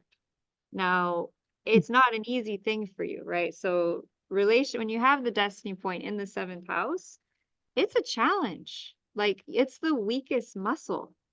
It's literally the most difficult thing for you in this lifetime is wherever your destiny point is. It's like, okay, here's your destiny. Now we're going to make it as challenging as possible, like climbing a friggin' mountain to get to the top. And so if it's been challenging, don't be hard on yourself. Now, it also is relationships in general. So it's not just romantic partners, but it's all relationships. Right now, it's really all relationships. This is the first time in my life that I don't have any like really close relationships at all. Like, I don't have a best friend. I don't have a partner. I don't have any close friends. So this is, different for me. You're going to have a lot of energies aligning for you with Jupiter and Uranus being in Taurus, with the Sun being in Taurus, about to be in Taurus, conjunct your Mercury. So this is a huge window for you potentially even meeting someone, or, you know, it might not be romantic, but we're meeting friends, meeting partners, meeting people who are going to uplift you and support you with these friendships, let's say, or these relationships in general. So one way that we can kind of key in a little bit more information about this person is by looking at the ruler of Aries, which is Mars. And so you have Mars in the 1st house in Libra. And so that means that that person is going to be very independent, but also very fair, like very just, right? So that could be someone involved with the law, a lawyer, right? Someone involved with legal matters, someone who's about fairness and justice and the law, right? And that could be for you, I would imagine, the natural law as opposed to the other types of law, right? And so that would be in the sign of Libra, okay? And then the other ruler of your chart is Venus, and you have Venus in Taurus in the 8th house. And so that combines the energies of Taurus and of Scorpio, okay? So that would be someone who's both very deep and also very practical and down to earth, and loves the good things of life, right? Very Venusian. So it would probably be a partner who combines a lot of masculine and feminine energies in their chart. You have a lot of energy around the 7th and the 8th house, like 1, 2, 3, 4, 5 planets in Taurus. So it would be highly likely that they might be a Taurus, that they might have their sun or moon in Taurus. They might also be in Aries. But there's so many things in Taurus, I would imagine that you'd be gravitated towards that. Or also Libra, right? Like Libra energy. So those 2 signs could be highlighted. But another way to look at it would be that you have your moon in Leo. So a partner whose sun is in Leo might be a really powerful match for you as well, because they would be shining light onto your moon. And so you just feel really illuminated and lit up by that. And you get to support them and they'd support you. And so it'd be really beautiful. Or a partner who has their moon in Taurus. So I don't know what their sun would be in. It could be any gamut of things. But if they had their moon in Taurus, especially the end of Taurus, that's going to be like a really beautiful, grounding, stabilizing match where you just feel like very secure, very safe with them. It could also be that their moon is in Scorpio, but your south node is in Scorpio. So that's your past self. So your past self, similar, Anna, to you, Mhm. is in things related to chaos and crises and drama and trauma. And it's like you're really moving away from that type of lifestyle, Mhm. and into more of like a grounded, smooth, transformational energy, as opposed to it being hectic and crazy with this Uranus conjunct the past life point. You're moving into just a much more grounded, serene. You're kind of like an earth shaman, right? So you wouldn't be someone just dealing with energy. You would have like herbs and flowers and a garden, and you would take people through like a earth healing through the land, Mhm. right? That's And the so that, plan. right. And so it also, Venus, so the eighth house in an astrology chart represents your partner's money. So your partner is probably going to be very wealthy with both the sun and Venus there, right? So you may very well manifest a very wealthy partner, right? Which will enable you, because eighth house is other people's money, to use their money to help bring your vision into fruition. And so that might be one of the frustrating things you've had is you're like, well, where's the money? But it looks like you do best through other people's money because your sun is not in the second house, which is more building your own money. It's in the eighth, which is using other people's money, right? And this can be done through people who donate to you. This can be done through people backing your vision. It's kind of like to Well, that's encourage my plan people. for the land vision is Yeah, investors, using investors. So yes, exactly. If I were you, I would write out a plan. I would just do it as oh, I though, have it. yep, I would just go forwards with it because it looks as though that's in alignment for you to do that because Sun is big and Venus is the billionaire in the house of other people's money. And so, I think there's a lot of stigma around, I don't know, quote unquote, getting donations or asking for other people to fund your vision.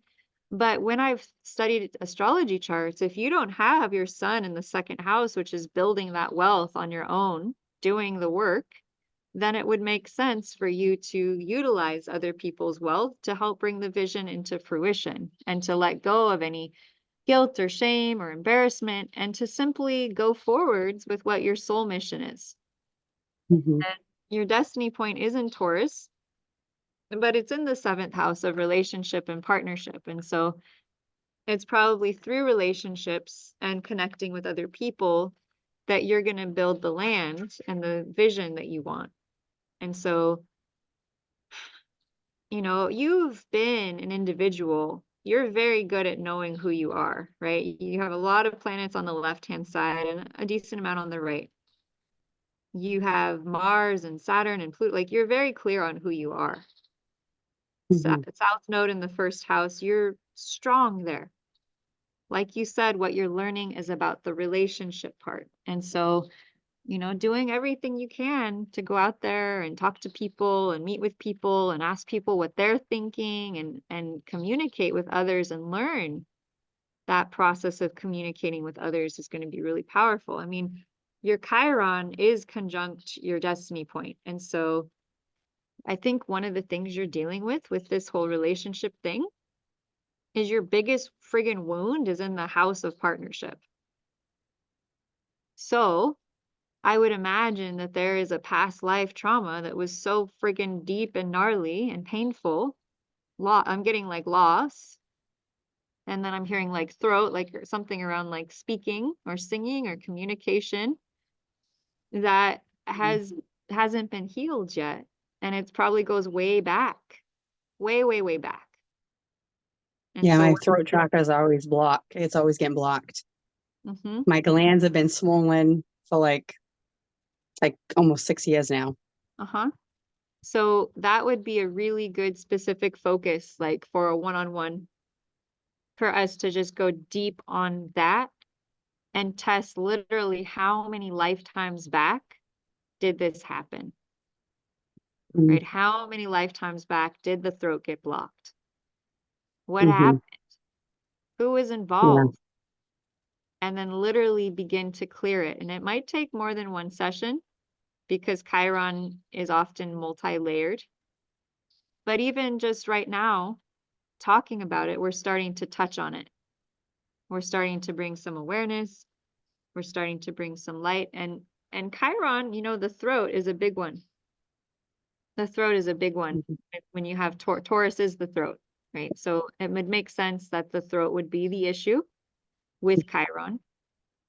And I also get the sense that as you start to heal that Chiron wound, for sure it will manifest much more closeness to that love relationship or those relationships with your friends, right? Because it's conjunct your Mercury, which is communication. So it could be that you go to communicate and then there's just this wave of deep emotion that comes up in relationships with other people. And you're like, geez, like, I'm just trying to have a conversation here. I'm just trying to talk. And you have this huge amount of energy come through. So it would make sense. It's kind of like that catch-22, right? Where your destiny point and your biggest wound are right next to each other, literally. And that, in a way, makes things really clear that this is an arena for you of focus, right? Relationships, communication is your destiny. And security and safety and grounding and material wealth. It's like everything you wish is just on the other side of these lessons and of whatever these energy blocks are. So I hope that can kind of bring some clarity to you around the challenge that this has been. But in terms of sign, there's so many, I always hesitate to predict signs of who that person will be, but I can tell you some potentials, right? Like Taurus or Scorpio or Leo or Aquarius. These are all going to be really, really powerful signs for you, for potentially connecting with, right? Hey, hold on, honey. Right. She's still up. Oh, of course. You can feel all the energy. So much energy. So is that helpful? Any other questions? What do you notice as we delve into this? I don't know. I was feeling emotional early about relationships. Yeah. Like, I don't know. I just like, why don't I have any close relationships? And like all my, like the relationships that I thought I've had, like close friends, most of them just I realized weren't really real friends or just, we separated. So We're really in that time right now. And it's interesting because right now Pluto retrograde is in your third house. Third house can be friends. It can be people we know and talk to, our network of people. And with Pluto retrograde there, it could be that you're seeing the truth about all your networks of people you thought you knew and connections you thought you had. And it's like, it's tearing the mask off for a lot of people, wherever that Pluto retrograde is, because Pluto is intense energy, right? It's like death and rebirth. It is deep and can be a bit crisis filled. So having that, I think, might be part of what's happening here, is that it's in your house of communication and you've got Mercury conjunct Chiron in the 7th. And so it's kind of like bringing up like a similar feeling of depth, which is what Chiron does, right? Is its depth.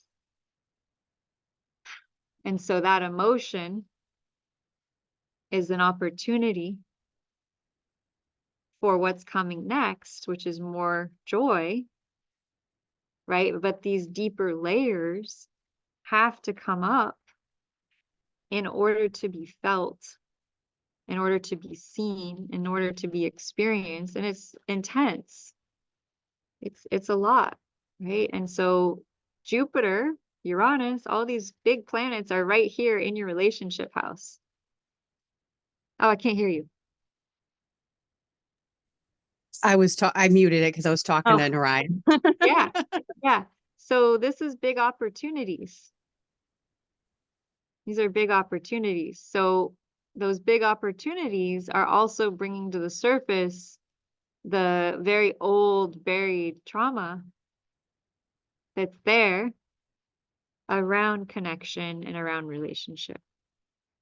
So what do I do? Well, that's when we do energy work. That's when we come together and talk about it. That's when we start to heal these things. That sort of thing. Chiron is generally very deep energy. So, I highly recommend doing a session with me or someone else to just start to peel back those layers, because that's such an important area of your life with your destiny point there, with Chiron there. It could be pivotal. It could be pivotal. And what I've found with charts is that when we find that pivotal spot, that's when we have the biggest successes. Yeah. Yeah. Hi, baby girl. She's getting a lot bigger than a baby now. That's right. That's right. Okay. Any final questions, Christy? Anything else you wanted to share? I think that's it. Thank you. I gotta Yes. put her to bed now. So Okay, sweet friend. thank Good you so to see much. I you. appreciate it. It was Yes. very, very helpful. Thank you. Yes. Yes, yes, yes. And I'm sure we'll talk soon. Much, much love. It's all unfolding. It's all opening. Hi, beauty. You're all love. Ay, no estoy yo ahí. Hi there. Hi. Hi, Can you Bibi. hear me? I can hear you. Okay, I want to ask you a question on behalf of my sister. Okay. What do you want to ask? Go ahead.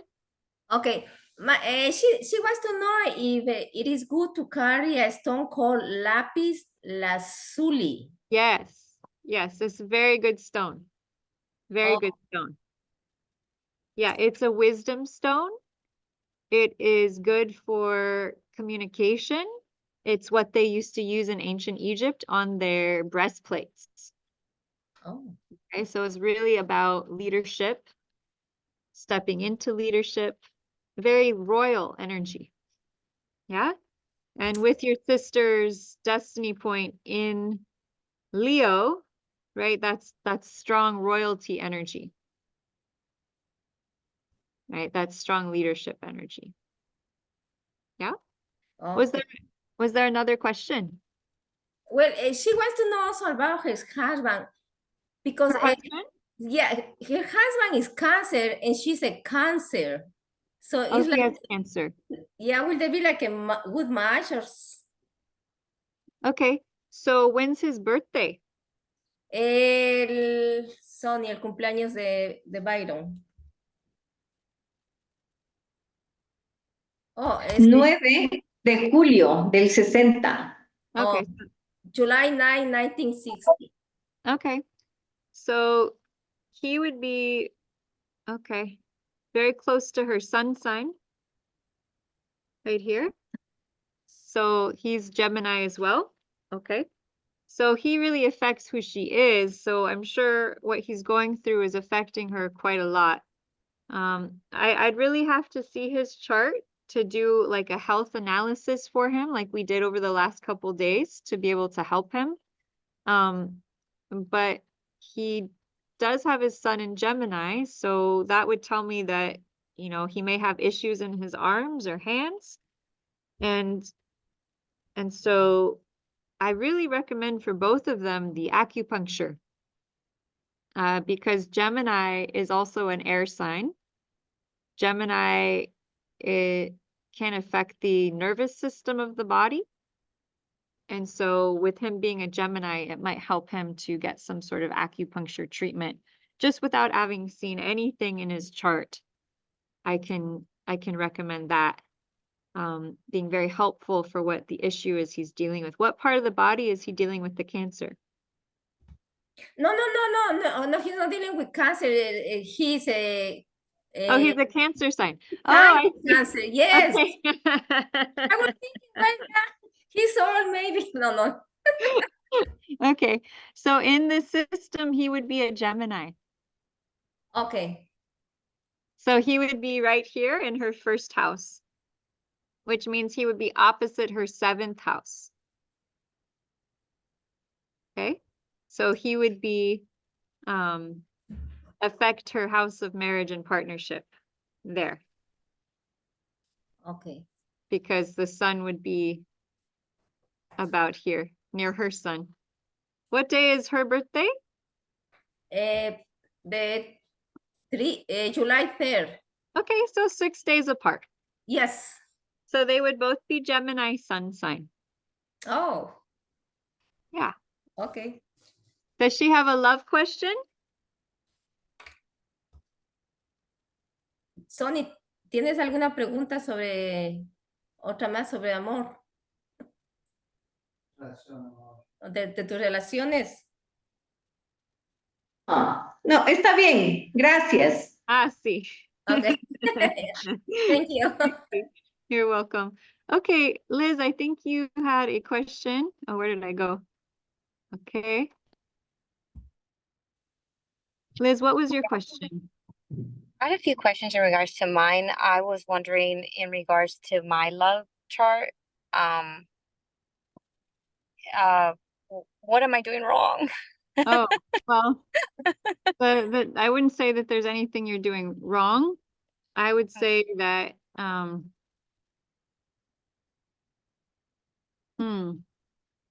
okay. I would say that what's going on here is that your past life point is in the house, the outer world. It's in the house of people and friends and the world. Okay, so you came in being very focused on other people and on the world and on outside accomplishments. Whereas your destiny point and what you're learning is all about you. It's about what you love. It's what you're passionate about. It's what you love to do. It's about your creativity, 5th house, inner self, your inner foundation.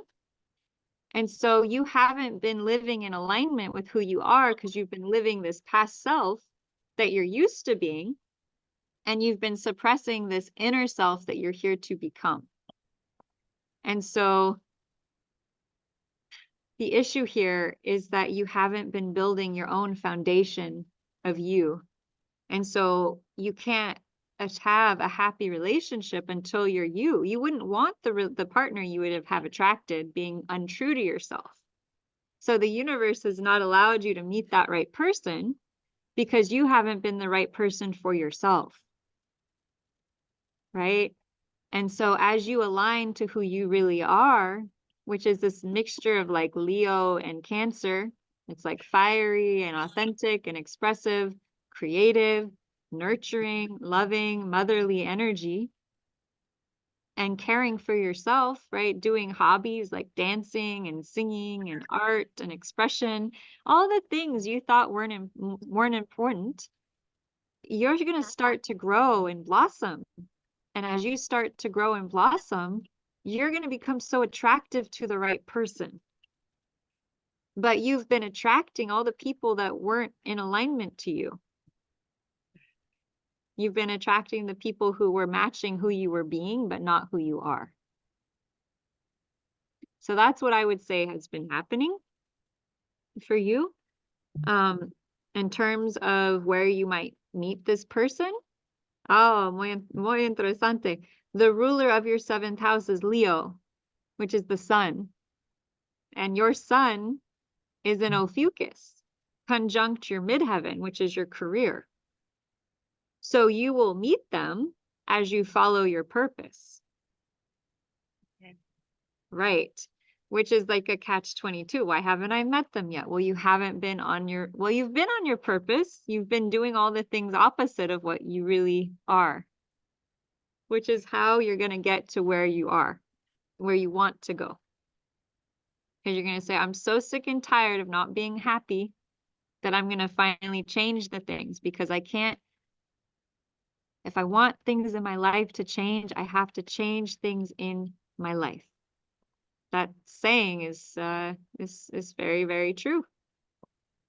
So midheaven and Ophiuchus, sun and Ophiuchus, no wonder you haven't known who you were No other astrology system even talks about what sign your sun is in. Right. Talk about feeling misunderstood, right? Talk about feeling like nobody knows who I am. That's a huge issue. So how do you find out who you are? Well, you start to join other communities that recognize you, that see you, that honor you, that appreciate you.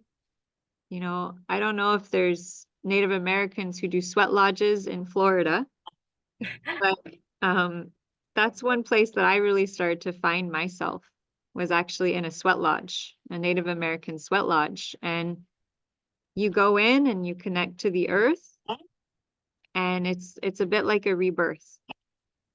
And I was able to just, you know, you just leave behind those parts of yourself that just, you don't need them anymore.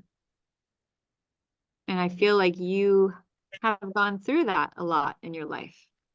And so you may be due to kind of shed some layers to reveal who you really are, to let who you really are come through. Yeah. So things you might be good at with the sun in Ophiuchus: astrology, qigong, yoga, tantra, all types of yoga, all types of spirituality, energy work, energy healing, sound healing, things of that nature. You're going to be really good at those things, right? You're going to be very, very good at those things. Yeah, we So, talked about today about the healing, the energy healing that I have a lot in the past. And yeah, I know that has a lot to do with today. yeah. Definitely. So the more you follow who you are, and I don't say this for every chart I read, but the more you follow who you are, the closer to that love you're going to get. Okay. So if you're being true to yourself, if you're happy, if you're following your soul path, that's where he'll come. Okay? He's going to match you in every way. You don't have to be anything other than you. I sort of feel that way towards someone right now in the present, but and I've had a few people tell me that we could be twin flames or we have a connection together. And they've read me that they said that he's my past and he's been in my past. So, but I'm so confused in that kind of way. Do you know his birthday? Yes.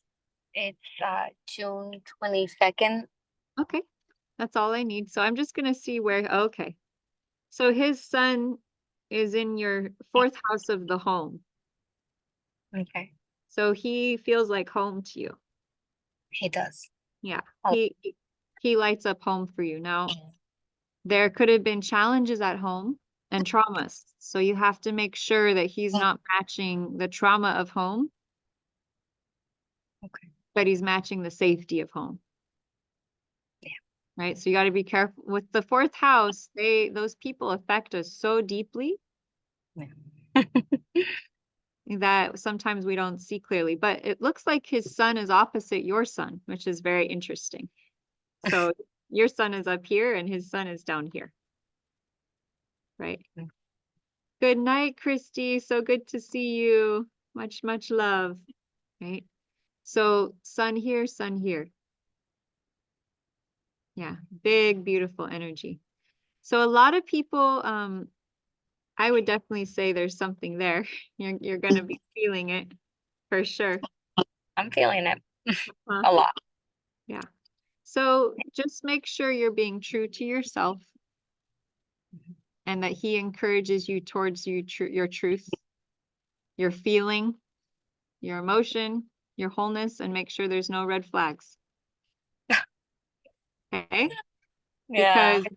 Because as you're shifting gears now, it's going to be easy to be distracted by a romance to slip back into old ways.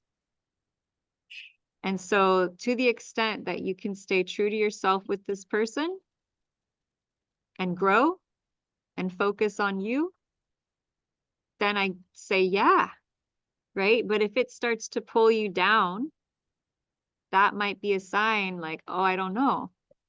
Be careful, right? Be careful when we're still finding ourselves. We have to be careful of the people we're attracting, because they're just going to be a mirror for whatever we haven't healed yet. Okay, so just like big warning there, as attractive as he is, he's going to mirror to you anything that is not healed yet. I've been So told that. yes, so just know, as delicious as it feels, there may be some deeper things that it's there for your healing. Yeah. So, you know, put on your gear, put on your helmet and your bumper pads, you know, because sometimes relationships can be like that. But there's definitely something there. It does feel like that, but it's like a magnet. It's like an attraction. It's like a connection. It feels like I've known him for all my life, and that's what's me. Yeah. It's yeah. It's You know, you might also have kept your heart closed and never actually ever opened it before.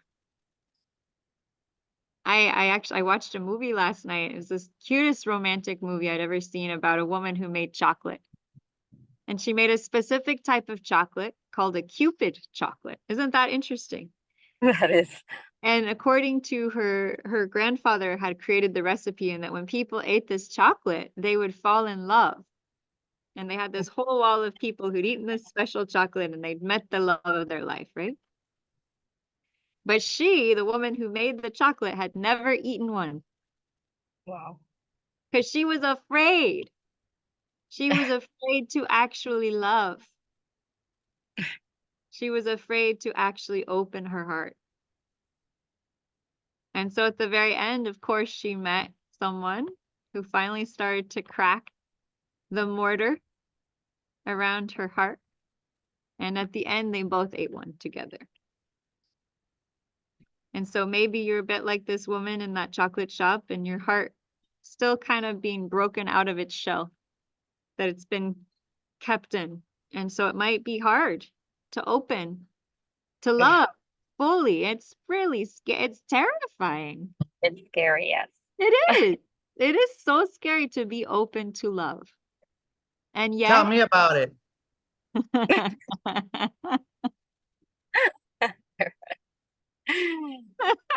That's some good comedic timing. And yet, you know, look at your brother, look at his wife. You know, they're still 33 years. Yeah, 30. Mm-hmm. Was it scary when you two first met? Was it scary? Were you a little bit afraid of how much love there was? Hell, I'm still scared. I sleep with one eye open. She's horrible.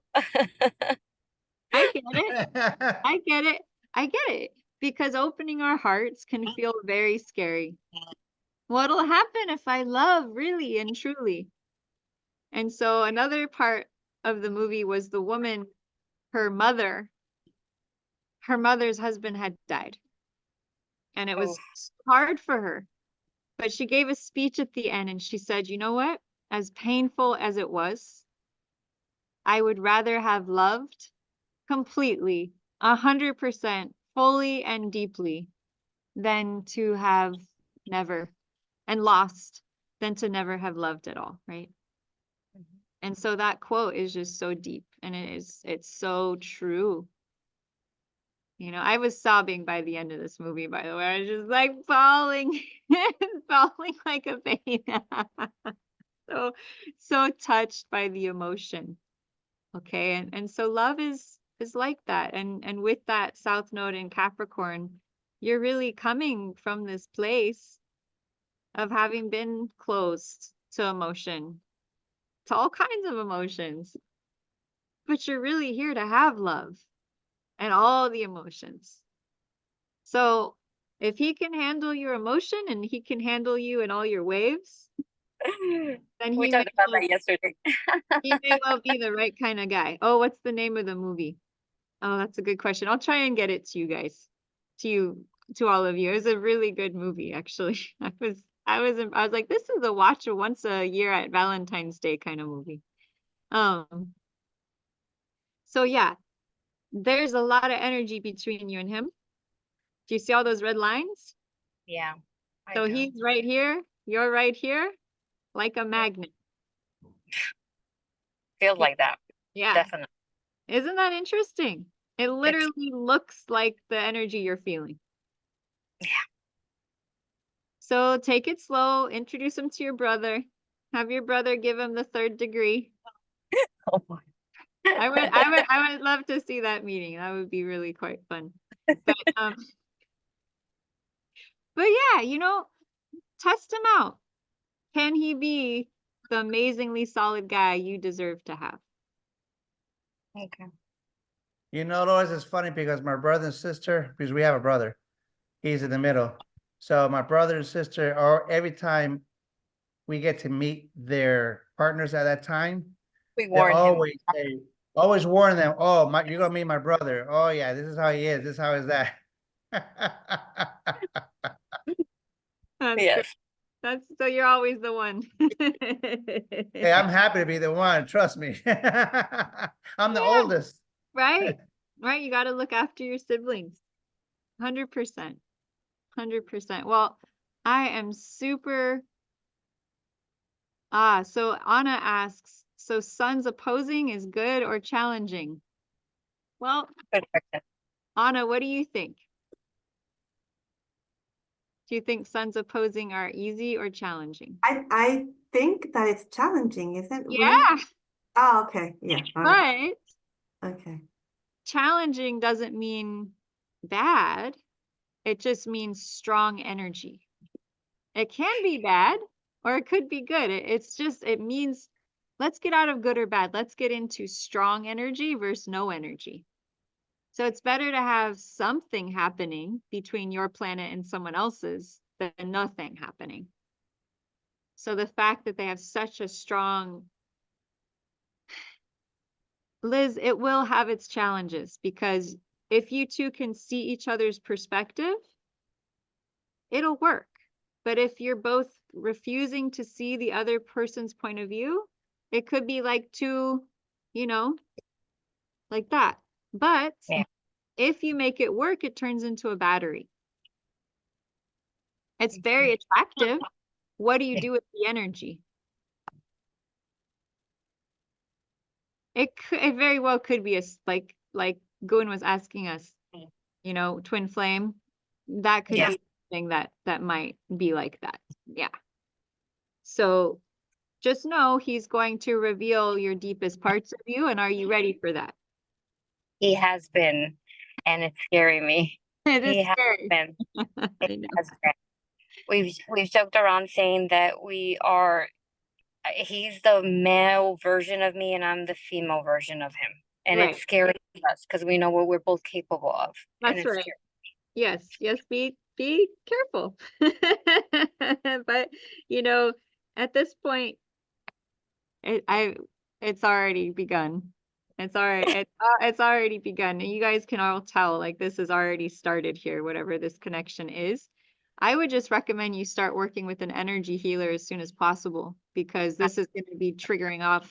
What twin flames and high level soulmates do is they are like rocket fuel for our advancement. So I've worked with more healers, guides, and energy supports than I ever knew existed since I met my my counterpart. So that's been quite a journey in my own right. So I will tell you, if you meet someone that activates you on this level, you will be very helpful to have energy support. Yeah. It will mean I'm going to seek into that, definitely. Yes. Okay. With yesterday's reading and everything you mentioned about the healing and trying to that blockage, I definitely work. I want to succeed. I want to get out of that. You will. You are. You already look better. It's already happening. Yeah, huge shift in you since last night. Absolutely. Yeah. Good work. Sometimes we just need to have the right conversation, with the right people, and talk about the right stuff. And that's what this chart does, is it shows things at a deeper level. Yes. It Yeah, does. awesome. Yeah. Yeah, you're so welcome. Yes, coach, go right ahead. So question, you mentioned at the beginning of tonight's call, and with today's society, how sex is more open Right, than it was, even half a century ago, or even 20 years ago. right. You mentioned lust. Yeah. So can it be that, those that are single feeling more lust than love? Even though in the pursuit of love, we always tend to find the lust in it first, Right. right? True. Yeah. Right. True. And then, or sometimes, I mean, look at the divorce rates at this point right now. A person being in a relationship for 5 years is like 50 years nowadays. It wasn't Right. a fact 20 years ago. So, and that's because, again, the lust kind of keeps going into that relationship and separating it, right? Well, I think it depends on the person having the relationship. I think some Well, there could be people other factors. are more motivated by physical attraction, and some people are not. Some people are more motivated by soul growth and emotion and connection. And so, yes, I think on some levels, people are making, our society is much more, sex is this huge thing, but I think it's also created the opposite reaction in a lot of people where they're not interested in that type of energy, the way that society is presenting it, and are really deeply interested in actual human level love and connection. And so I think that lust can fool people in thinking that it is love. But I also think that sometimes they can be connected from the beginning. Yeah. And are you talking about Liz's case in particular? No, just in general, because I have a lot of, well, I mean, we're Facebook friends. I have a lot of female friends, and a lot of them are single. Some of them are single moms, Mhm. and they always have some issue with the dating game aspect of it. And I keep hearing all over about this dating game. Yeah. So, so that's why, and I see their actions. It's more physical than anything else. Like So men. what I've noticed, again, me being 54 years old, what you just said, I agree with an older generation, older crowd versus somebody in the 20s and 30s. They tend to be doing the foolish things what we used to do back in the day, because it's more of the physical aspect of it. Once you've been there, done that, now you start looking for, yeah, it's not about the attractions anymore. It's more about, okay, she makes me feel good. He makes me feel good. He opens the door, she does this stuff, the little minor things, you start seeing that as you grow. But when you're younger, you don't know any better. And that's where a lot of people, I mean, haven't you heard 15-year-old people saying, I love my boyfriend? I'm like, what the hell do you know about love at 15-year-old? The word is used very loosely nowadays. Mm-hmm. And the action that goes with it is there, is proven, So that's why I just brought that up, just in generally. The lust part is I think it's a drive to a certain point. Mm-hmm. Mm-hmm. There's a saying in Spanish, well, there's I'm trying to remember what it is. Everything goes in through the eyes, Right. and that's the attraction of it. Like it or not, it's always attraction of it, But how you feel, how your heart feels and grows and gets fonder is when you start treating the person and start seeing all those, oh, we have this, in common. Oh, you like this, you like that, and the manners and this, and the guy starts courting. Hell, nowadays there's no courting. Well, I think you do have a point. I think that overall in society, a lot of children are having access to extremely sexualized society. But I also think that there's a ricochet effect where a lot of parents are pulling children out of public school and then creating communities that are much more healthy and more connected to nature and more connected to the real morality of a good life, right? The real morality of good relationships. And so I think that on one hand, yes, there is a growth of this lust and this sort of just devoid of love energy, really, in the collective. And yet I see so much goodness growing out of a sort of like, oh, that's not who we are. We want to have love and connection, and we want our children to get to grow up, right? And not start having sex until they're a little bit older, right? Until they're ready. And so there's a bit of there's both happening. I know for myself, I definitely have shifted a lot from 20 to the 30s, from maybe being more interested in just romance to actually just wanting to cultivate very deep relationships that are based on soul connection and based on love. And I think that we get what we attract what we are. And so the more we focus on that authenticity and that love and that true heartfelt connection, the more we magnetize it in. And so whatever's happening out there in the world and in society, yeah, fine. But we have the power to be at cause and create whatever reality we want to have, right? And so for myself, I put that intention of building loving, beautiful connections and community, and I create it. There you all are, and here we all are having this heartfelt, love-felt conversation across the internet, across the planet.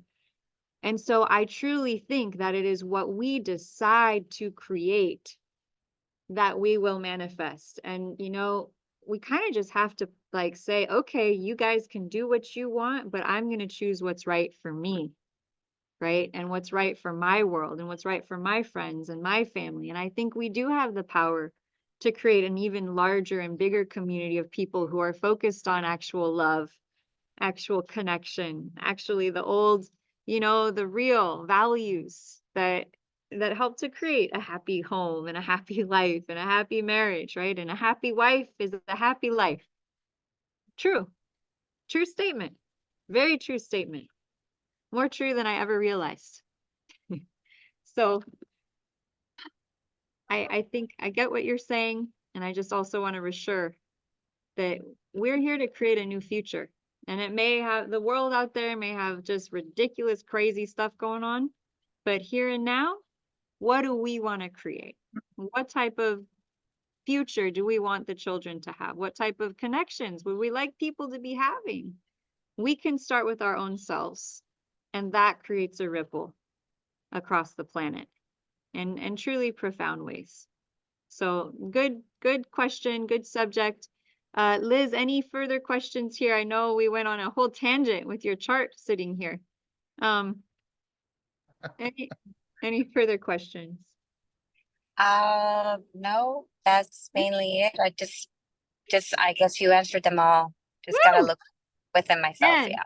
Talking about that person, there's a lot of energy there.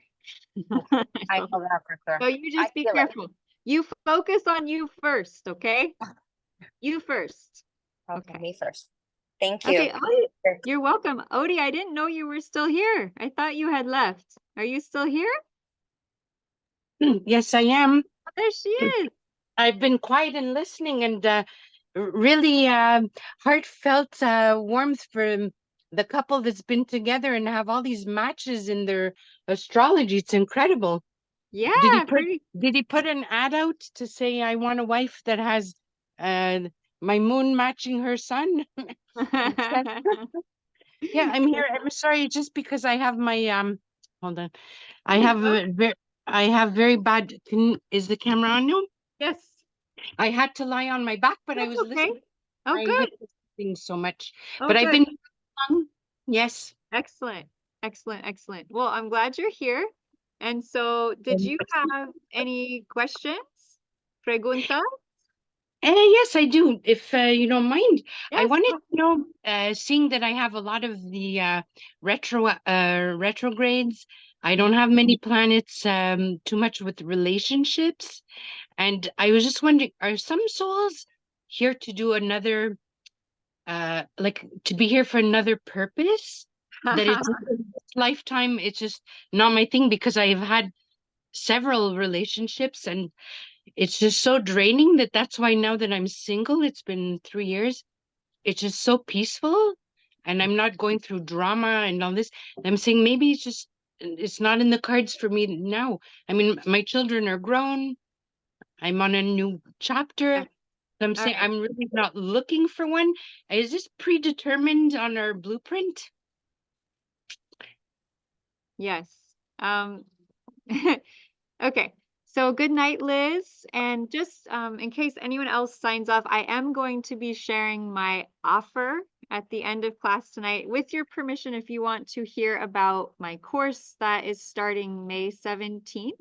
So I will invite you to hear more about that at the end of class, but I do want to get through and answer Odie's question here, which is very important. Muy importante. And so Gracias. I just wanted to let you know that that is coming. And so I'm very excited about this course. I think it's probably going to be the best course I've taught so far. I can just feel it. I'm at that place now where I can teach better. I can teach better. So I'm excited for it. And Of course, look at the students, of course. well, it will be my 4th one. So I've had a lot more practice. I've had a lot more training from actually doing it, which is nice. It's nice to actually do it. It'll be my 4th time. So Awesome. the first, yes, thank you. And so, Odie, the first thing I see is so interesting is that your south node is in Ophiuchus, which is the energy of ancient secret mystery training. I see you having been a priestess. You were an initiate. You were like a high level priestess. And your destiny point now is in Taurus, which is the earth, which is just normal living, just going out and picking a peach and buying the plants and putting your feet in the earth and just that slow, easeful life. And so Ophiuchus has a lot to do with Tantra, has a lot to do with, raising the Kundalini energy and mastering our energy. And so maybe that's not so much your big focus this lifetime. It's kind of like high level stuff, it takes a lot of energy, right? And one of the best places to practice that is with a partner. And so maybe that is kind of from your past more, like you had a lot of experiences working with energy with a partner one-on-one, and it was very deep and very intense, a lot of energy. And you're like, got that. This lifetime, I want to plant my seeds and sing songs, and I want to sing with the birds, and you just want peace and calm. And so I would imagine you've been attracting partners who are very intense, very deep, very strong energy, like sorcerers and wizards and like Star Wars characters. And called them Manian, yes. What'd you say? One of the last ones, I called them a space cadet alien. Yes, exactamundo, exactly. And so your destiny this time is really on safety and security and just cozy, earthy. And so you probably have been attracting men from your past. And so because you were maybe living more in your priestess, initiate energy, high level teacher energy, but what God is asking for is for you to get more into planting the garden and building the structures and the everything you can see, feel, taste, and touch, to get out of the more intensity and just into the grounding, into the garden. And that as you pursue that life and you get yourself in alignment with your beingness of what you're here for, then you might attract a partner who's more in alignment with your path. Because I think you've been attracting partners who are in alignment with your old self. So they never worked because they weren't the right ones for who you are to become. Right? Yeah. And so I see you out in your beautiful garden, just sunning yourself and happy as could be. And then maybe the perfect man who matches you shows up that you don't have to try. You don't have to effort. You don't have to, there's no drama. But he grounds you, he supports you, he's there for you. And He could be a doctor, he could be a healer, he could be someone who's very good with his body, he's very aware of health. Only a man who's good with health and healing need apply for you. No other type will work. You need someone who is clean and clear. You're not here to fix any damaged souls anymore, okay? Oh yeah, that's That's what you've been doing, because that's who you were. You were a priestess. You could whip anyone into shape. But that's not your direction. That's the past you. wow. So That's so healing, because in fact that's what I felt like. That's why it's so draining to be in a relationship instead of being in joy and just calm. It's just chaos, sleepless nights, crying, upset. What am I doing this for? You know, the whole yeah, everything. So I'm saying, oh my God. So I kind of accept it. I go, I feel better alone. So it's probably my destiny. I think it's just that you've been attracting men who took you out of your peace. So the more you claim that peace, you don't have to look for him. He'll just show up with the peach tree and he'll plant it in your backyard and he'll deliver you a peach on a plate with some honey and some mint. And you'll go, he's here. I didn't have to go anywhere. That's how love will show up for you. Wow. It will be peaceful and easy. And it might happen because Venus is going to move over your Jupiter in the next month. Could be a really powerful time for meeting someone. That or a lot of money. Either way, that's a good deal. It's a win-win. It's a win-win. It's a win-win. Okay. One is be more of a win than the other, but maybe both at the same time. There you go. Been there, done that. Exactamundo. Exactamundo. That's unbelievable how everything you see in the chart, like it validates so much the feelings. You know, sometimes you have feelings and you're just like, am I normal? Is this the way it's supposed to be? Am I an oddball? But it's like really when they say it's written in the stars, it truly is. Yeah. They just haven't been taking you to the right stars until now.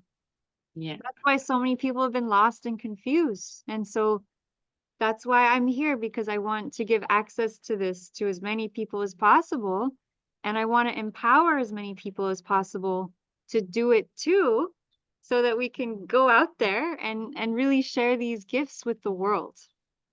Yes. What did Anna write? I have what? The 7th? Yeah, so Anna said, okay.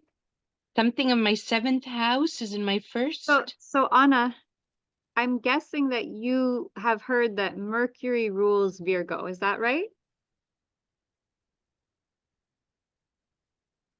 Yeah. Okay. Like that's what since my 7th house planet was also in my first, and then another person also had Mars, and now she also has Mercury, which rules Virgo in her first house. Hold on. I don't follow that. I don't think Mercury is a good ruler for Virgo. Mercury is a male deity, and Virgo is the mother of the sky. It's one of the most feminine energies of the sky. And I was teaching my last master class, and I said, no way is Mercury the ruler of Virgo. And so I came up with 2 other rulers. Okay? Oh, which one? Yeah, I want to know. So this one right here is Kiri. And it is the goddess of the harvest. And it's all about nurturing and caring. It's how we nurture people the best. So the ruler of your 7th house, this is interesting, Odi, is in Aquarius. So that would be a new age thinker. That would be a new age type being. But it would also be someone in the 12th house, which is Piscean. So he'd be very meditative, but into technology. Right? And so you might meet them at a meditation retreat. You might meet them doing a spiritual retreat. you might meet them through technology over the internet. Or he could just walk up to you with a peach. One of the two. Right?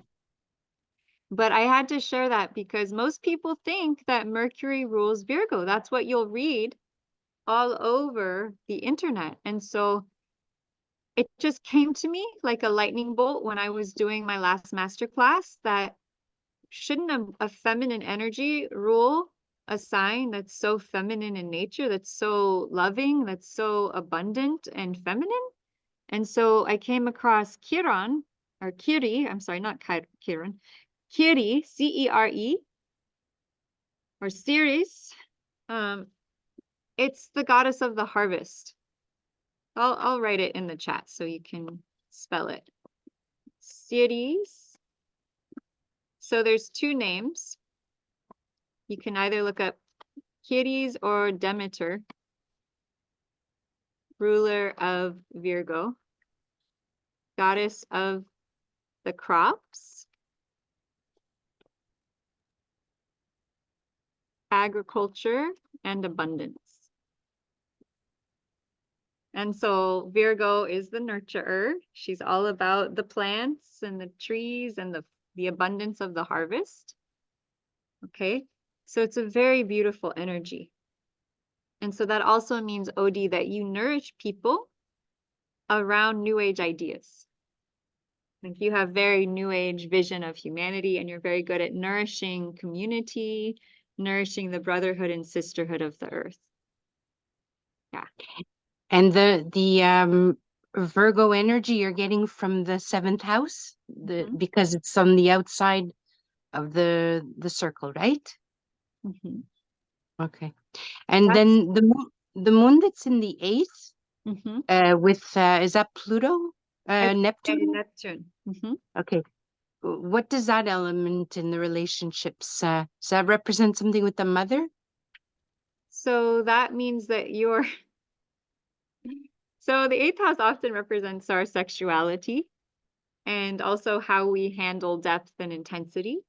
And so when you have the moon there, it means you're able to be very deep and nurturing with people. Okay. In a love relationship, you might have like a nurturing energy to your partner.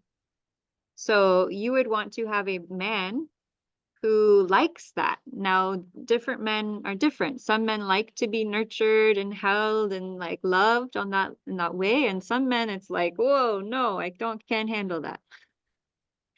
Whatever. But you would want a partner who is very loving, not just physical, but just very loving and nurturing to you, right? So you need a very sensitive and caring man and partner. It's in Libra, so it means you're very good at nurturing people on a societal level, like all your relationships. You're very nurturing of your friendships and your relationships. Yeah. And does the mother show up in any of the things of the relationship with the mother? Well, of course it would, because Virgo rules your 7th house, right? And moon is in your 8th. But I need a little more here about what your question is. Well, no, to know if there's a difficult relationship with the mother, if it shows up on the birth chart on the relationship side, let's say. Well, of course it would. What's your question though? Okay, so I'll say I have a difficult relationship with my mother. Mm-hmm. And is there a reason? So that would be the moon in the 8th house. Yeah. It's conjunct Neptune, which is retrograde, which tells us of karma with the mother. 8th house is very deep. Things related to death, related to sex, related to initiations. Neptune is spiritual, so this could be religious. This could be things like illusion or delusion. This could be a mother who's not fully present, not fully grounded, not really fully able to be that strong, nurturing mother energy. And so this could mean that one of the big healings you have is with the mother energy, because she was not able to be that loving presence. And yet it also means that you'll become very nurturing because of what you went through with her. You are exactly bullseye again. She was also probably very social. Yes. Where you didn't get that support you needed because she was just like it's in air, right? Moon in air, like moon should be water. So when moon is in air, it's not fulfilling its like natural function.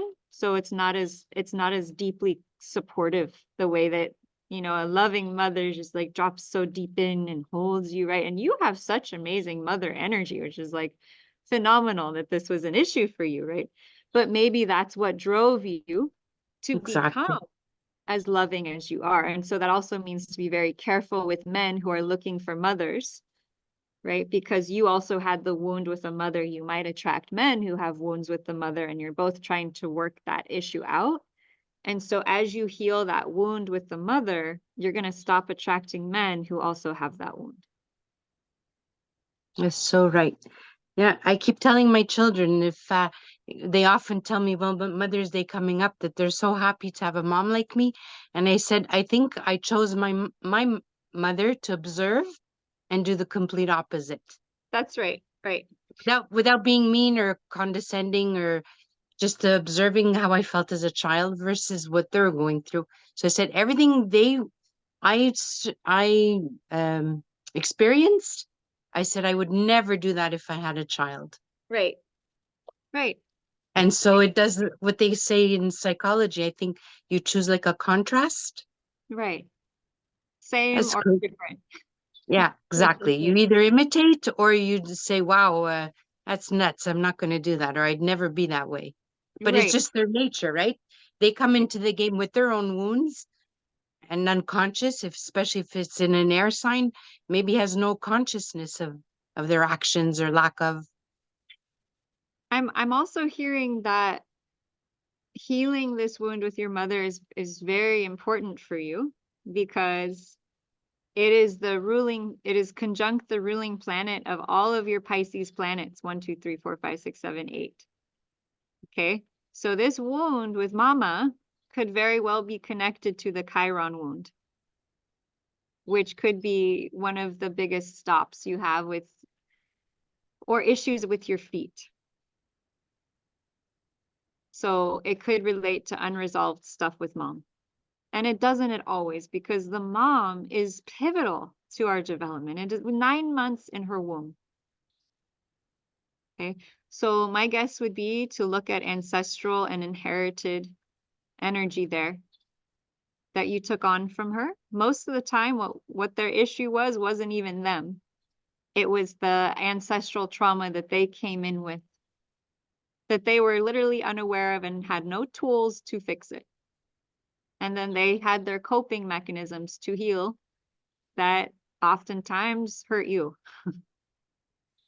So at the end of the day, we're all dealing with thousands of years of really complex human dynamics between our ancestors and all the things that has happened in history. And when we take that bigger perspective, it can be easier to have some forgiveness for why they were so whack, why they were so whack growing up with our familia. See, so yeah. You're not alone, and you have what it takes to get through this. And now maybe this will help you with resolving the mama thing, to help you be free to create your own home where you want to be. See? Where you want to be. Yes. So you have to clear what was to create what you will be. That's amazing. And this is the thing we can do with you one-on-one to go maybe deeper. We can. Yes. Yes, I have yes, so we can go one-on-one deeper if you want to do that. Yeah, I'd like that. And if you would like to, if I have your permission, I'd like to share with you what I will be offering starting next week. It's a very exciting course, and so I thought I would share with you, with your permission. Yes, for sure. What the course will entail. what it will be all about. See, oh, I want to share one last testimonial before I go into it. So this was my first astrology reading. This is my very first one. Well, official one. I did it with my mom, and we had neighbors who lived next door to us. And so this is from her mother. We met Lotus and her mom many moons ago in the Santa Cruz Mountains. After having our daughter Bija, my mom, Elizabeth, offered to give her a reading, and I assisted. Throughout the years, we have seen many things that my mom and I mentioned in the reading come to fruition. Their insight and intuition have been a spot on, and it's been miraculous to witness firsthand as our daughter blossoms.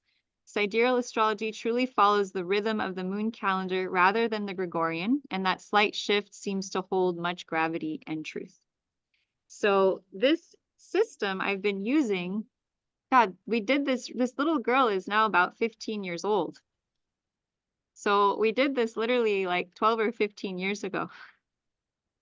And so it's absolutely incredible to actually be able to come to you now and share this offering and this course with you. So let me go ahead and unshare, and I'm going to share the page if you wanted to sign up and register. It's going to be a very beautiful class. It's going to be my 4th master class. Does anyone have any questions about it before I go through and just share with you more about what it's about? Well, I had a general question. At the end of the class, does it make you have, I don't know, like a certification, or is it a level of understanding your own chart, or you can actually be of service and be an astrologer? Yeah. At what caliber is it? Yeah. So my goal with this course is to give you the tools so that you can go out there and begin practicing. I don't want to just empower you. I want to literally give you skills so that you can take what you learn and you can start using it and potentially, you know, turn it into a business, turn it into something where you're getting to share your work with the world. And so, yes, it's designed for someone who would both like to learn about themselves and begin to use this to assist other people, right? To really take this and use it to basically open up what I know and hand it on over as much as possible to you so that you can kind of do what I do. And as you can see from this training, that's very powerful. Like, would you want to have the ability to sit down with any person, simply get their astrological information, and from there be able to completely blow their minds? Would you like to have that ability? Yeah. Would you like to be able to assist your friends and your family with what their life purpose is, with, right? We went over that, right? We went over life purpose. We went over greatest wound. And so what this class is going to be all about is the first step. We'll be going through and highlighting what are, you know, what is this chart? We're going to go deeper on that. We're going to get the foundation of it really solid. We're going to go deeper into the ascendant, the IC, the DS, the MC, deeper, because we just barely covered the surface. Then we're going to look at what are the 5 points of purpose. So how do you identify purpose in a chart? Then we're going to be looking at wealth. How do we identify wealth in someone's chart? But I only gave you a couple things. I'm going to give you all of it. Okay, so you just got the Reader's Digest format. Can you believe that? This was just the Reader's Digest format. This was like not going deep. And I'm just holding back because I could say a lot more. Okay, we're going to find out things like your soul planet. We're going to go deeper on the destiny point. We're going to find out, okay, what are the planetary rulers? And here's the really insane thing. I just taught a 13 class, master class that you will get access to for a year when you sign up. And those 13 classes go through all of the houses. So it's a journey around the zodiac wheel. So you'll learn about Aries, you'll learn about Taurus, Gemini, Cancer, you'll learn about all the planets, you'll learn about that energy, and it's a group. So you'll also get to see me do examples with clients and their charts around each thing. And it's like my Magnus Opum so far, because it was literally 13 classes around the entire astrological wheel. It was very transformational. So this class is not only to bring you information about how to read someone else's chart, but it's also to get you trained in what is, Thru the Stars astrology. What are the signs? What are the planets? What are the houses? What are aspects? Okay, so I wrote out a little description of what the class will be. Let me just find it here. Very impressed with what I wrote. So what is a chart? So class 1, what is a chart? What are the components needed to read a chart, and how the astrology chart relates to our physical body?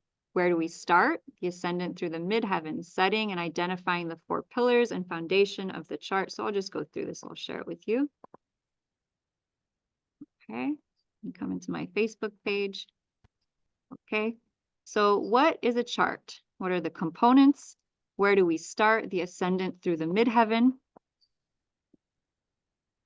Finding purpose and wealth. Couples compatibility, how to find love in an astrological chart. The secret to health and healing. So basically, we're going to take this 5-day challenge that we've done, and we're going to 10x it. And so I'm going to be able to give you my secret formulas that I haven't shared with you, right? So I gave you enough for you to begin to get it, but I didn't give you all because I wanted to save some for the master class, right? For those of you who are really ready to go deeper. And then the last class is going to be putting it into practice. And so giving you a chance to read each other's chart, to bring in examples so that we can really test out and see how, right? And we'll have that opportunity throughout the class, right? As we get the whole structure in, we get the aspects, we get compatibility, we get health. And as a bonus, I will be offering a healing on the Chiron wound.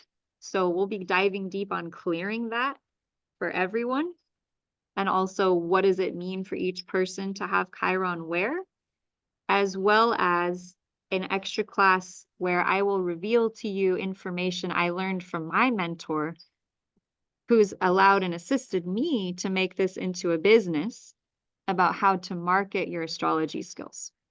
So not only will I train you how to use them and how to use the chart, but I'll also empower you to get out there, to get out on social media and to share what you have to offer.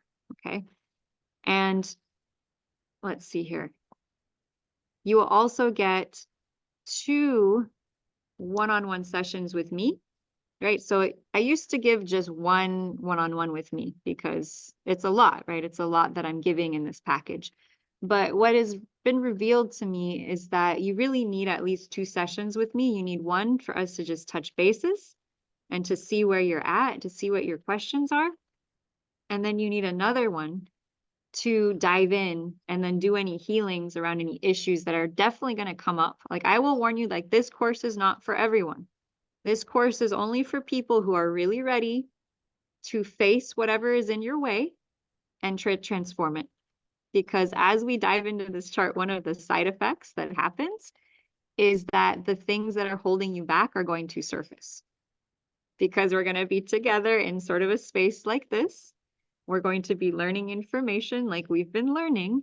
And have you noticed things are coming up as we go through each day, like awarenesses, insights? Yeah, it's a bit of a process. And so I'm also going to be doing a bit of energy clearing during the classes, just to make sure if anything comes up that's really big, we can shift it.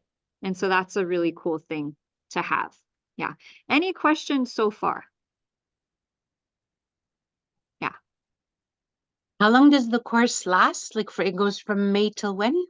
So it's going to be 6 weeks, 6 classes. So it's going to start around May 17th and it's going to go from 6 weeks. There may be an additional 2 weeks, give or take, to those 6 weeks. So it might be around more like 8 weeks, but that's approximately the time span. I'm also happy, like if people are traveling, I know one of my students is traveling in June, and so that we might push class. We might have a little 2-week break in June. So it'll be May, we'll start, and then June, maybe mid-June, we'll continue. So and is it a once a week on Zoom, or how did you plan the schedule? It'll be once a week on Zoom. And then there's the 2 sessions with me. And then you'll also get access for 1 year to my prior class.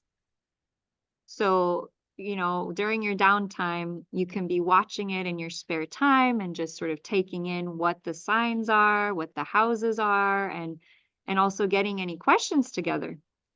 And then as a second or third bonus, I'm going to be starting a monthly Q&A membership. And so that membership will be $47. And if you join this masterclass, which is beginning in May, you're going to get a 1-year free access to the Q&A. So in addition to the 2 sessions with me and then the 6 classes, you're also going to get access to me once a month for a Q&A. Okay, so that will be ongoing. So once the course ends, it's not like, oh, that was great, bye-bye. We'll keep the relationship going because I really want to nurture you and support you to take these skills and actually use them. And what I've found is that we do a training and it's wonderful and we're excited, and then they're gone and we kind of forget, what was I doing? What was I doing? So I want to keep you all engaged and excited because that's what gets me excited, right? And so I want to have this once monthly meeting where you can ask me questions, you can bring your tough cases, because I still have clients, I have students, you know, messaging me about their tough cases. And so I'm going to be opening this Q&A to quite a few more people. So it's going to be a big Q&A where you can all come and get your questions once a month. As you can tell, I don't stop. Okay. So you will get your questions answered. I just keep going until it's done. I don't stop. I'm like Energizer Bunny when it comes to this work. I don't know how, but God, you know what it is? It's brainwave state. It's your passion, right? Yes. So yes, it is. It is led by source. yes. Nothing. My human self would just be picking flowers or something. But yes, soul has led me to this. So it begins. You guys, this is amazing. I scheduled the date for it beginning May 17th or May 18th. It's a Friday or Saturday. And I scheduled it on the biggest abundance portal I've seen. So the first day of class is going to be a day when we have literally the sun, Venus, moon, like all these planets in Taurus. So it's just like super abundance day. Super, super, super abundance day. I just thought, what a great way to start a new project that it's going to have very deep roots, because my vision is not just to train astrologers. My vision is to create a movement, like an organization with a lot of people. And I want to lead, but I also want to share and co-create and build. I want to build a foundation, right? I want to build a place for people who are like-minded, who have beautiful souls, who are intelligent, who are caring, who are kind, who want to assist other people and to use this work together to create a better world. right? And I can see this being applicable to high schools. I could see this being applicable to police officers and doctors and lawyers and nurses and therapists and coaches and teachers and moms, right? This work is so applicable to every person. And young people who want to get a job, right, doing some type of work, but they don't fit into this system, you could read astrology charts, right? So it's this powerful work that really gives people who are unique, who have a different way of doing things, an opportunity to also create wealth and abundance. And I see this possibility. I see it so clearly. And I'm like, oh, well, I could contribute just this little bit. And that little bit could mean a lot. And so that's really what I'm here to share. So if it's all right with you, I just want to share the masterclass page. So if anyone is feeling inspired, I have a special discount for all of you because you've been here all week. Okay. I normally charge $2,000 for this level of support because you're literally getting trained in my method. I'm giving you my secrets. I'm giving you the things that will enable you to give people themselves. How powerful is that? And I also want to make sure that this is the right fit for you, right? So are you someone who has integrity? Are you someone who people can trust the deepest parts of their soul with, right? I want you to be someone who has integrity, who cares, who has compassion, emotional intelligence. Because to be able to know this about people is one of the biggest responsibilities on the planet, right? Think about that. Like you're holding in your hand these person's biggest weakness and biggest strength. So with great power comes great responsibility. And so I want to make sure that you're all, whoever signs up, that this aligns for you. Okay. And so I normally charge $2,000, but because you guys have been here all week, you've been devoted, you've just shown up, I want to offer you a discount. And so those of you that sign up tonight, you sign up by Sunday at midnight. And if you decide to sign up, you can go to blossomwithlotus.com/masterclass. Okay. And you'll come to this page. It starts May 17th or 18th. Okay. You will get 6 one-on-one guided Thru the Stars astrology trainings focused on guiding the beginner at learning how to read an astrological chart, plus 2 bonus classes. Now, what's great is that you've already been through this 5-day challenge. So you have already learned way more than the average person out there. Like if I gave you a chart right now, you could probably start to read it. You already have been, huh? You started reading it without you even noticing you were reading it. And that's my secret. You never let them know that they're already doing it. You're already doing it. Okay. So the bonuses, marketing Q&A, how to get your business out there. Really, like secrets from the best. Secrets from the best. That's why I'm here, because I learned how to do this.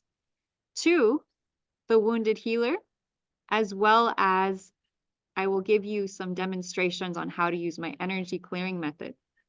Okay, so we're going to work on clearing Chiron, and I'm also going to give you some insight into what I do. So it will be easy for you to start to heal yourself. Kind of a big bonus there. Okay, 2 one-on-one personal energy clearing sessions. So if you wanted to do work with me already, I've kind of been like, well, hold on. If you want to take the course, you'll get 2. Okay, so before you buy sessions, if this speaks to you, if this is something you want to do, here they are. Plus, you will get 25% off of Prometheus software. And so Prometheus software is the software I use, which will enable you to get access to making every single chart you want, from your mama to your papa to your friend to your cousin. You can make any chart, the future, the past, the present. You'll be free to make charts. Okay, so you'll get 25% off that software, and you will get 1 year access to my most recent masterclass training, 13 classes in total, including 1 Prometheus software training about how to use the software, guiding you through all the houses, the planets and signs. You'll get your chart, and you'll also get access to a very private Facebook group. And that group will be this really powerful container where you'll get to share your questions, your thoughts, your insights, and ideally build a really beautiful space for collaboration and connection. Okay. I am offering a payment option if you can't pay $1,500 in full of 3 payments of $600. So that will be a little bit more than $1,500, but you will get to pay 3 segues. Okay, so this is my offer. It'll be $1,500 until Sunday at midnight.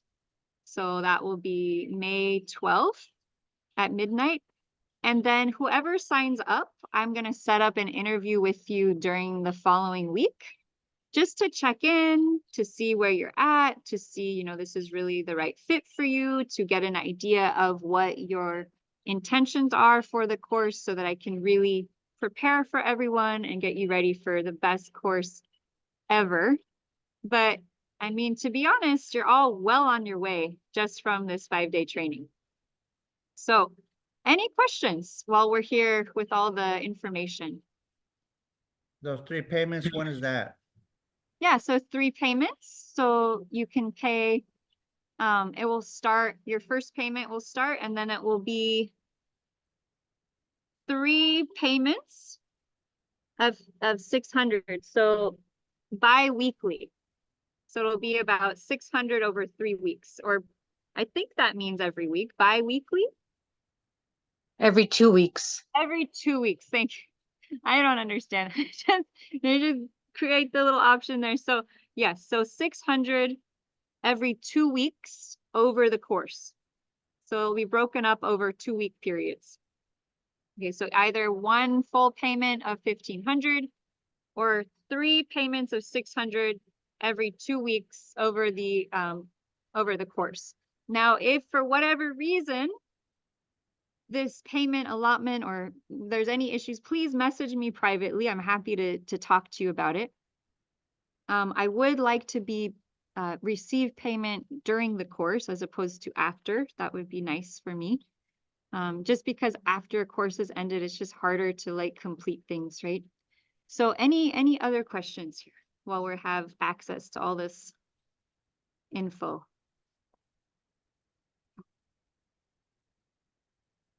So it's a lot. It's really a lot I've packed in here. I just wanted to see how much I could put, how much value I could pack together into an offering. And it will enable you to begin your journey with assisting other people with their charts. And at the end of the training, I do have an option. If you do want to receive a certificate from me, and this option is that you would do 10 readings. I'm going to come up with a rubric of like a list of like a checklist of what needs to happen in that reading to make it successful. Of course, you have free reign after you get this material to do it any way you like. But if you would like to receive a certificate from me saying, yes, you completed this 6-week training, and yes, you have the capability of doing this reading, I've checked it, then I will give you the option at the end, if you want it, to do 6 of your own readings for people, and then send me your 11th. And on that 11th video, I will sit and I will go through it with the rubric and just check off the boxes that you're accomplishing all the things that need to be accomplished in a reading. And during the course, ideally, I'll come up with at the beginning what the requirements are going to be to pass that certification, so that at the end and during each class, you can make sure that you're learning the things you need to learn to pass that rubric, that test at the end. Okay. So that is how you can get your certification from me, and I will figure out how to print those out and get your name and send them, hopefully something with a nice big gold something on it with my name and logo and all that kind of fun stuff. But yes, that is an option. Yeah. Any further questions? Any comments? Anyone? Just any info questions here? And we are starting next week. So I'm really just, people who are ready to jump in, you're ready to take action. I want to reward you with this lower price. It will go up to 2,000 on Sunday, after Sunday. Okay. The 1-year access to my most recent masterclass is probably a $2,000 value alone, because you're getting each house in detail. What is that house about? What is that house ruled by? What sign? What planet? And then we're going through each person's chart in the course, and we're literally looking at that house in detail. So it's a very, very big value. And I'm excited. I'm excited to share it with more people. I'm very proud of it. Yeah. Yeah. Okay. Any Nice questions? one. Thank you. Yeah, go ahead, Coach. Is that the website for the software? Yeah, so thus far, I mean, that's a great idea. It'll be in your hands to take notes. You can also, they're going to be recorded, so you're going to get all the videos of our training. And it's very possible to have those transcribed. So you can simply print out all of the information.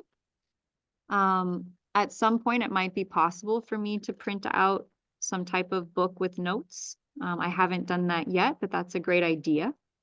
At this point, it's simply writing notes and then the experiential, right? So a lot of practice. So each class will have a lot of practice with actually, like we did in this. Yeah. Basically looking at a concept, looking at an idea, and then seeing how it plays out in our own chart. Right? Really, really putting it to work. Right? Because what's going to happen is you're going to be given other people's charts. And so the practice that you do on your own chart is starting to get you able to be able to do that for someone else. And a lot of this is experiential. Yes, and visual.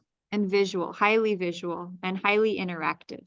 Would you say you learned more from listening to me talk or from watching me do the readings with each person?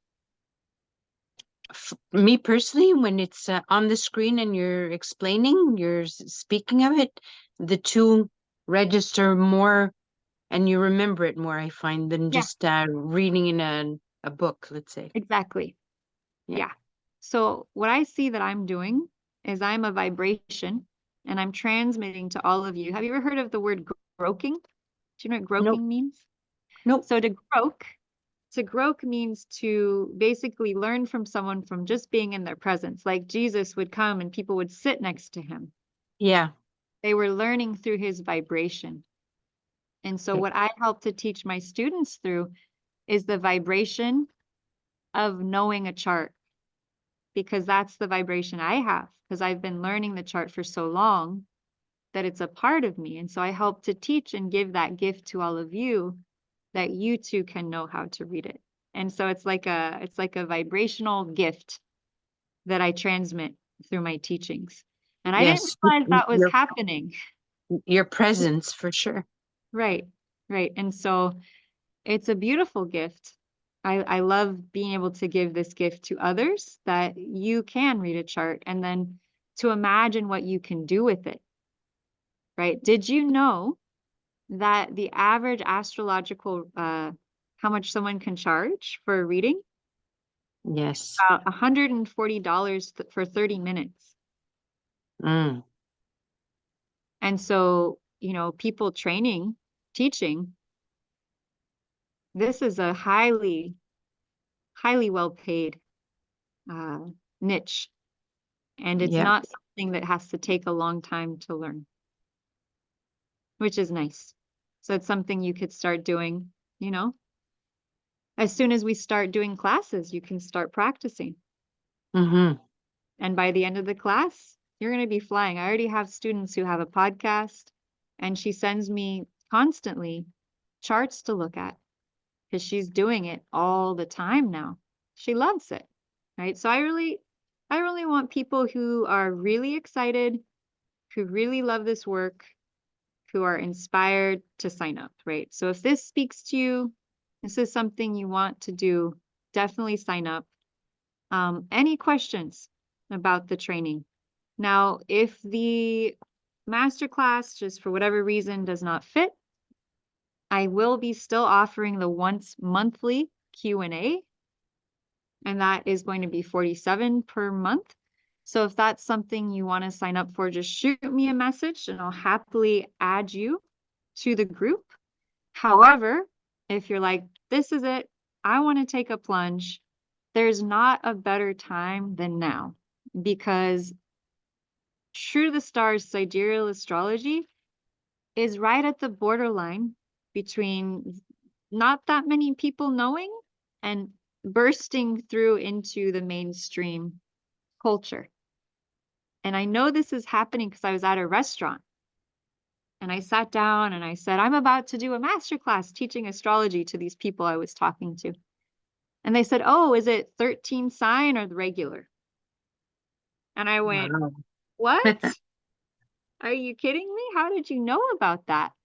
And so it's literally about to happen. And so this is the time. If ever there was a time to learn this astrology and begin practicing it and sharing it with the world as an astrologer, this is the time. Because more and more people next year, the destiny point goes into Aquarius. Aquarius is astrology.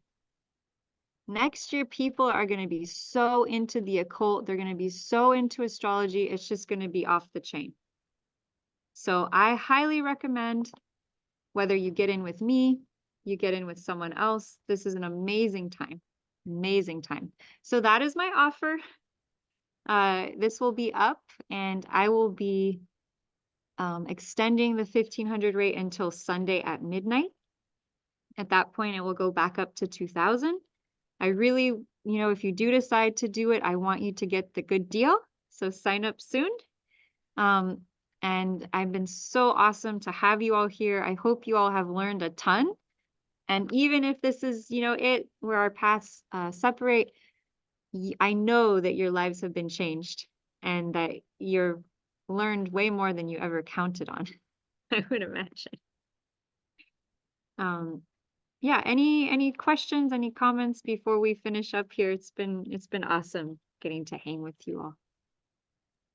I just want to say it was more than I bargained for. And it has been phenomenal. So I appreciate it, absolutely. Thank you. Yeah, you're so welcome, Coach. You've been a great contribution and lovely to have a 30 years married couple here with us live to truly see the power of love to last. Yeah. Phoebe, thanks for being here. Sonia, thanks for being here. Odie, thanks for being here. If you have any questions, if you need to find out any information about the training, please reach out. I know it may fill up fast, so if you want to get a spot, I'm going to cap it off at a certain number. So if you want to get in, just reach out so I know that you're interested. That way I can save space for you. Yeah. You've been very, very generous with your time and your attention. Yeah. It's heartfelt and I really appreciate it. Thank you. You're so welcome. You're so welcome. Thank you. All right. Much love, my friends, and may all the gifts and blessings march with you through all of time and space. No me sale. Thank you. Yes, Thank you, you're so Lourdes. welcome, Vivi. You're so welcome. So much love. Mwah. Aloha. Bye bye. Aloha. Thank you. Bye, everybody. Thank you so much.